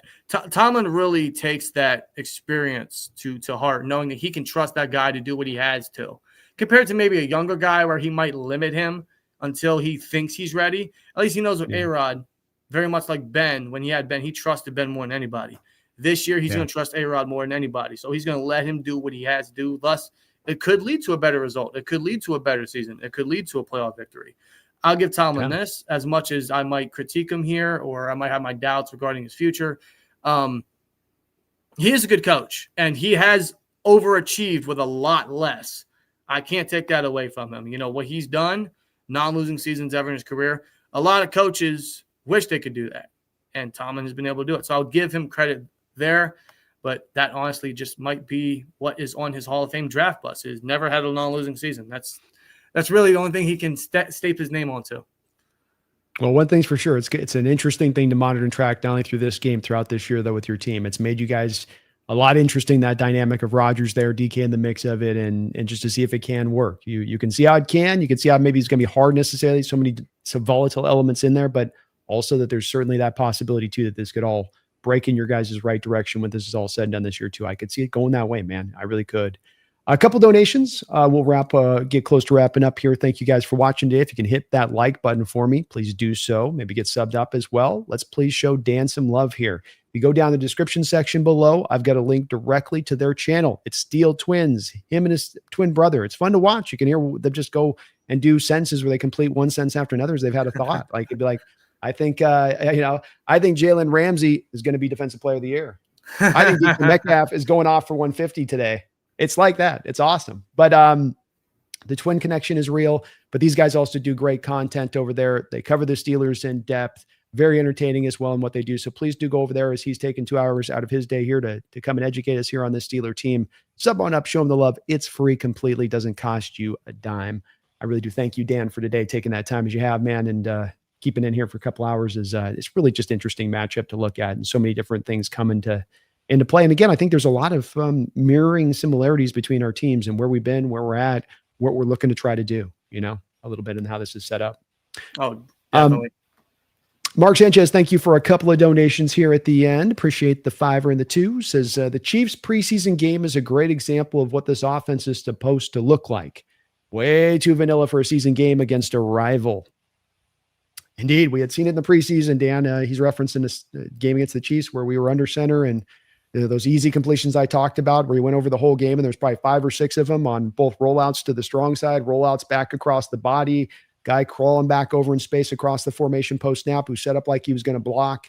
I love those plays, man, especially early in the game for quarterbacks, because it's like pitchers, man. They got to get into rhythm. They've got to, and when you have them start out having a 20-yard post route down the field on the back after a hitch off the first throw, it's like, let's give him something a little bit easier, right? Let's let him wet his beak a little bit and warm him up before we get to that stuff. You guys might be more similar than we might think. I mean, we might be way more similar than we think, because it seems like you guys are doing some preseason experiments that don't move over to the regular season. We've done that as well the past number of years. A great example is Kenny Pickett being perfect in the preseason and having one of the worst seasons of a quarterback ever in Steelers history. No, I think you guys will incorporate that a little bit in this game, just based on the fact that they'll see what Breece Hall and Fields did last week versus the Jets. The Steelers are going to automatically have to respect your run offense as much as it didn't get too involved last week. They're going to automatically have to respect it, because the Seahawks, Kubiak, his game plan, or the Steelers thinking his game plan is, okay, we're going to run the ball. They're not moving guys around on the D-line. It's still hurt. They have Elliott out, so they're going to lose that box guy. The Steelers are thinking, okay, the Seahawks might run the ball. So they're going to be under center. Thus, that could open up for more play action. If you guys want to open that up a little more, the Steelers are going to try to stack the box thinking the Seahawks are going to run it. In reality, y'all might be able to get some strikes over the middle, strikes over the top, especially with JPJ potentially being out. I know we got Slay and Ramsey over there, but that doesn't exactly mean that they'll have the perfect game. So want to add that is you guys might be able to open things up this time around. Last week was kind of a trial run. You see what the Steelers defense allowed and what they're going to have to enable this time around. It might open things up for you guys. I think it's a great key. I think that the other key I'd present to next to the other side of that to you is that I think that you saw the Niners realize in that game, we were really trying to just going to work JSN and nobody else. So you roll the double team softly in that direction. And then do you have the dogs on the outside? Has Kupp got enough in the tank left anymore? Had kind of a rough opening week. Does Horton, as the rookie that you've got out there, do they have the ability to take that top off the defense? Do they have the ability to separate one-on-one with your guys in space at that point? Does Darnold trust him in those situations? Because he didn't trust him for even one throw last week. Not one throw down the field where you even tested that Niner coverage at all. And that's that training wheels thing I was talking a little bit about. But I agree with you is that you're going to have to make those plays. You can't just live in this little 10-yard space around the line of scrimmage and 5 yards behind the line of scrimmage with behind the line of scrimmage throws and stuff like that. We're going to have to attack at times on the Steeler front, because I think the Steeler defense would be crazy not to compress down and squish things down and say, make Darnold beat us over the top, making some big-time throws. I would certainly go that way. Wouldn't you, defensively coming into this? Yeah, definitely. I think that just opens things up. I think a guy like Torrey Horton out of Colorado State, you guys need to get involved a little more. He's just a really good lengthy receiver that's good in the deep ball. He's got some yak ability. I liked him a lot. I was kind of upset we didn't select him, because I know we needed a receiver at the time. We didn't take a single receiver. Y'all got him. I think you guys could have a nice mid-round steal there. Get him involved a little more. I think you guys will find a little bit of a connection. It'll kind of give some relief off to Jackson Smith-Njigba or even a Cooper Kupp to have that guy out there. Reminds me a little bit of Pickens, obviously without the issues, but the way he plays, how big he is, the contested catch ability reminds me a little bit of Pickens, just more of a mature, more of a leader type of guy in Horton. I wouldn't sleep on him whatsoever in this game. No, I echo everything you feel about him, and he'd be historically, to your point, kind of a Steeler type of pick. That would have been typically the guy that you would have gotten in the 5th round as that kind of player in history past, and targeting the right receiver at the right spot and finding great value. It's just one of the spots you guys seem to you've hit home runs on so often, or at least you're just always steady on your hit rate with your wide receivers. It seems like, over and over again. Mm-hmm. Mark, thank you for the other $2 donation as well. He says, I'm surprised that Ramsey and DK are behaving so far.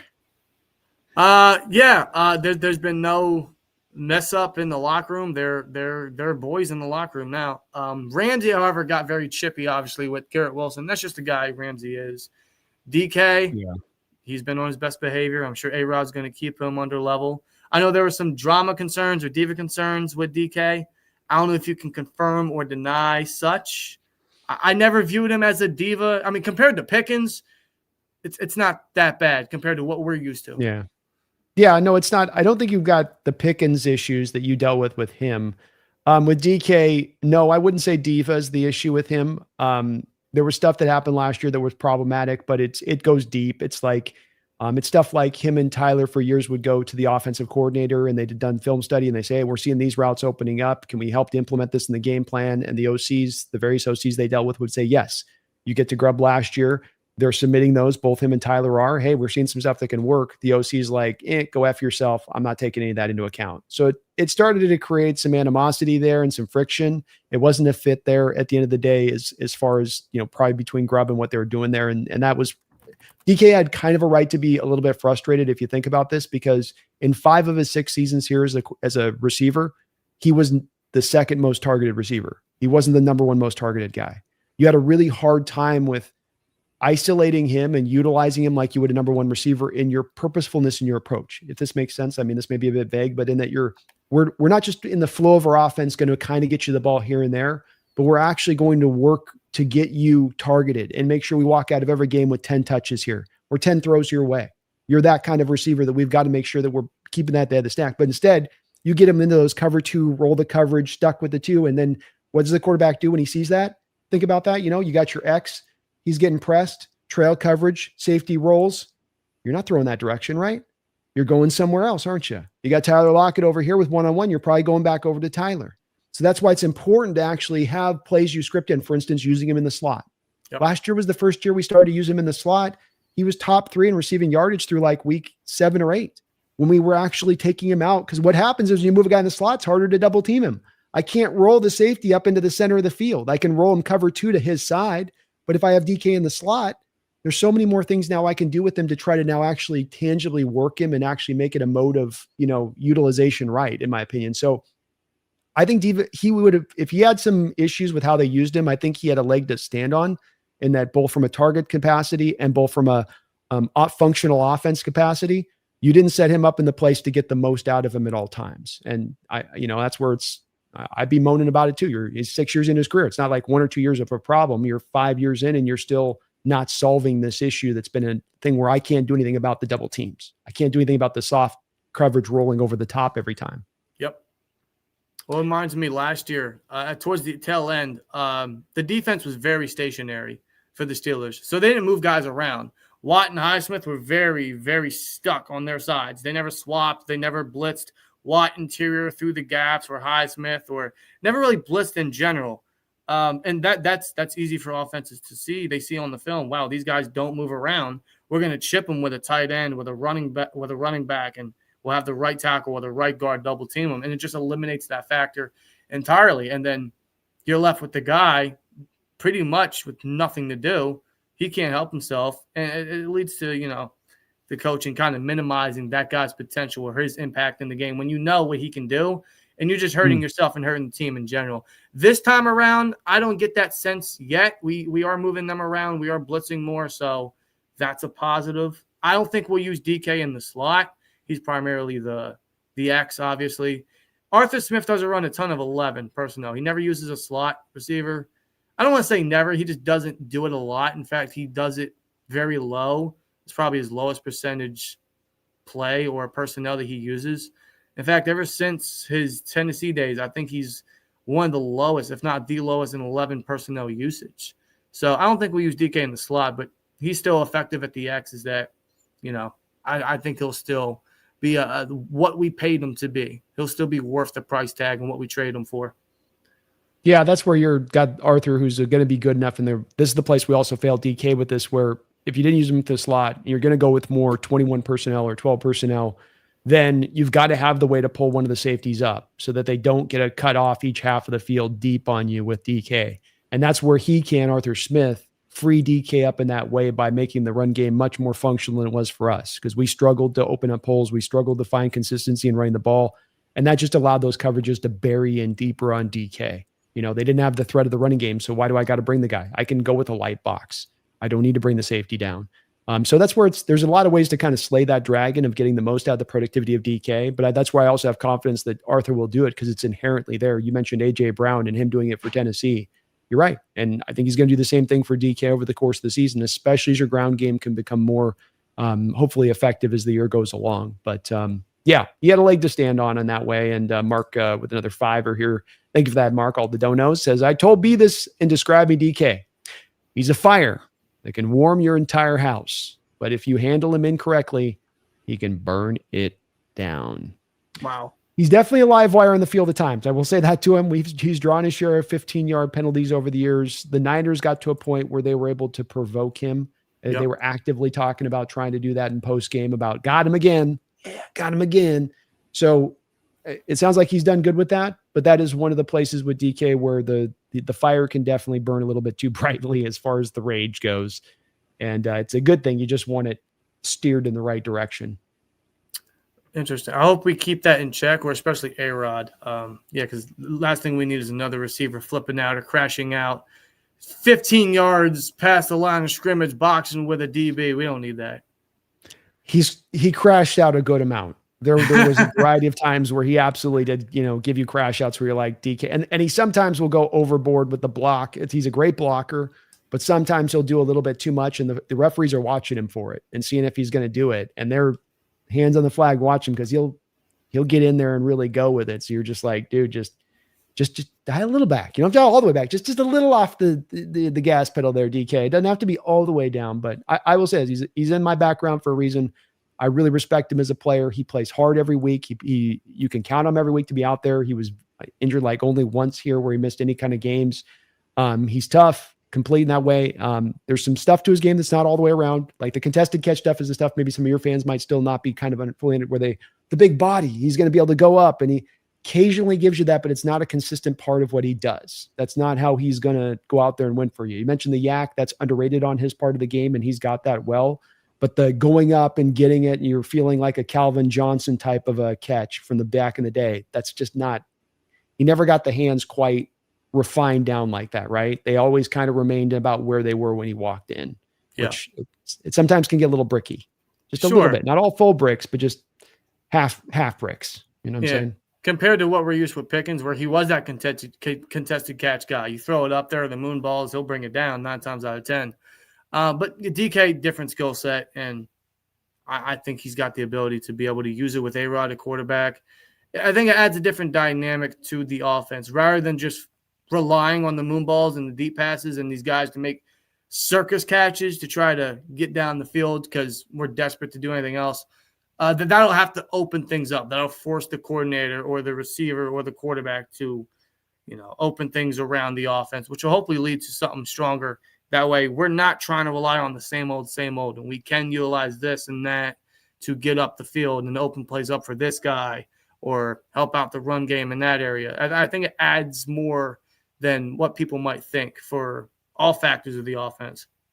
Yeah, force multiplier. The same thing of the fact that the safety coming down can free DK up for getting those one-on-one opportunities on the outside. The inverse is true too, where a DK will force you to want to roll more doubles on the edge, which then gives you a little bit more of a lighter box percentage than maybe you've had before in that respect of things.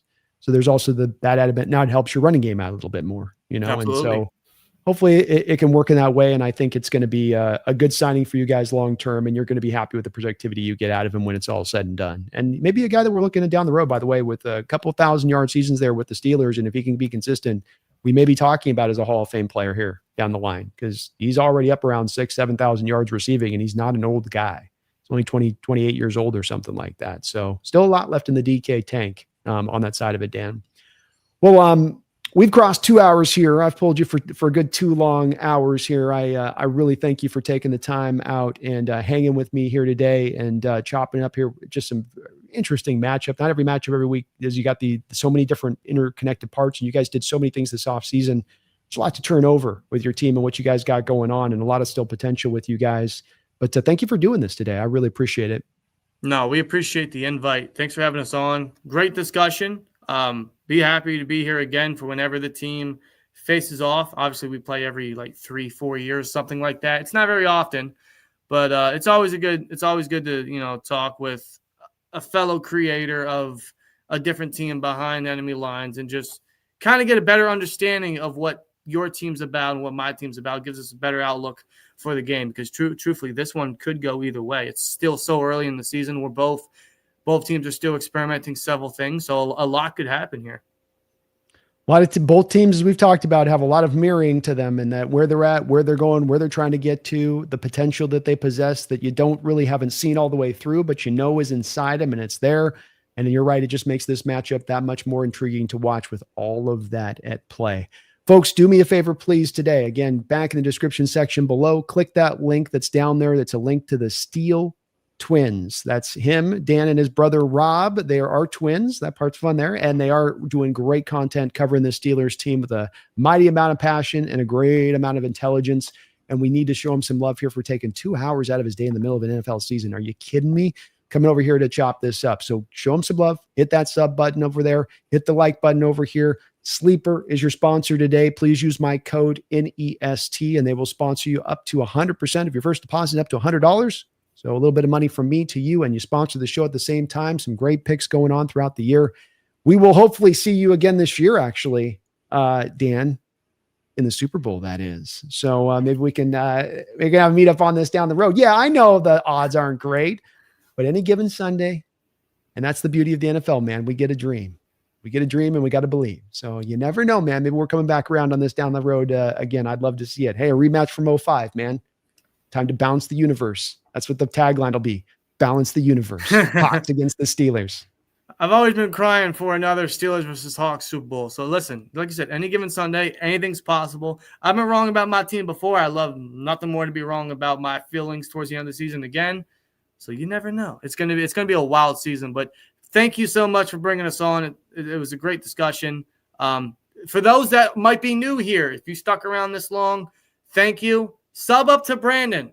Sub up to the Hawks Nest. Like, comment, subscribe for him. Give him more subs. Give him more likes. Let's get him to 20,000 subscribers, man. Let's get him to 20,000. Brandon, thank you so much. Great discussion. Best of luck to you in the game. Best of luck to the Seahawks this entire season, man. Thank you so much. You too. You guys go out there and kick some ass out there in the AFC and get out there and make some noise. Your fan base deserves it. You guys are a great fan base and travel well, and you guys are all over the place in this country. So best of luck to you. Thanks for doing this. Appreciate you guys watching. We'll be back soon, but until next time, please don't you ever forget, go Hawks.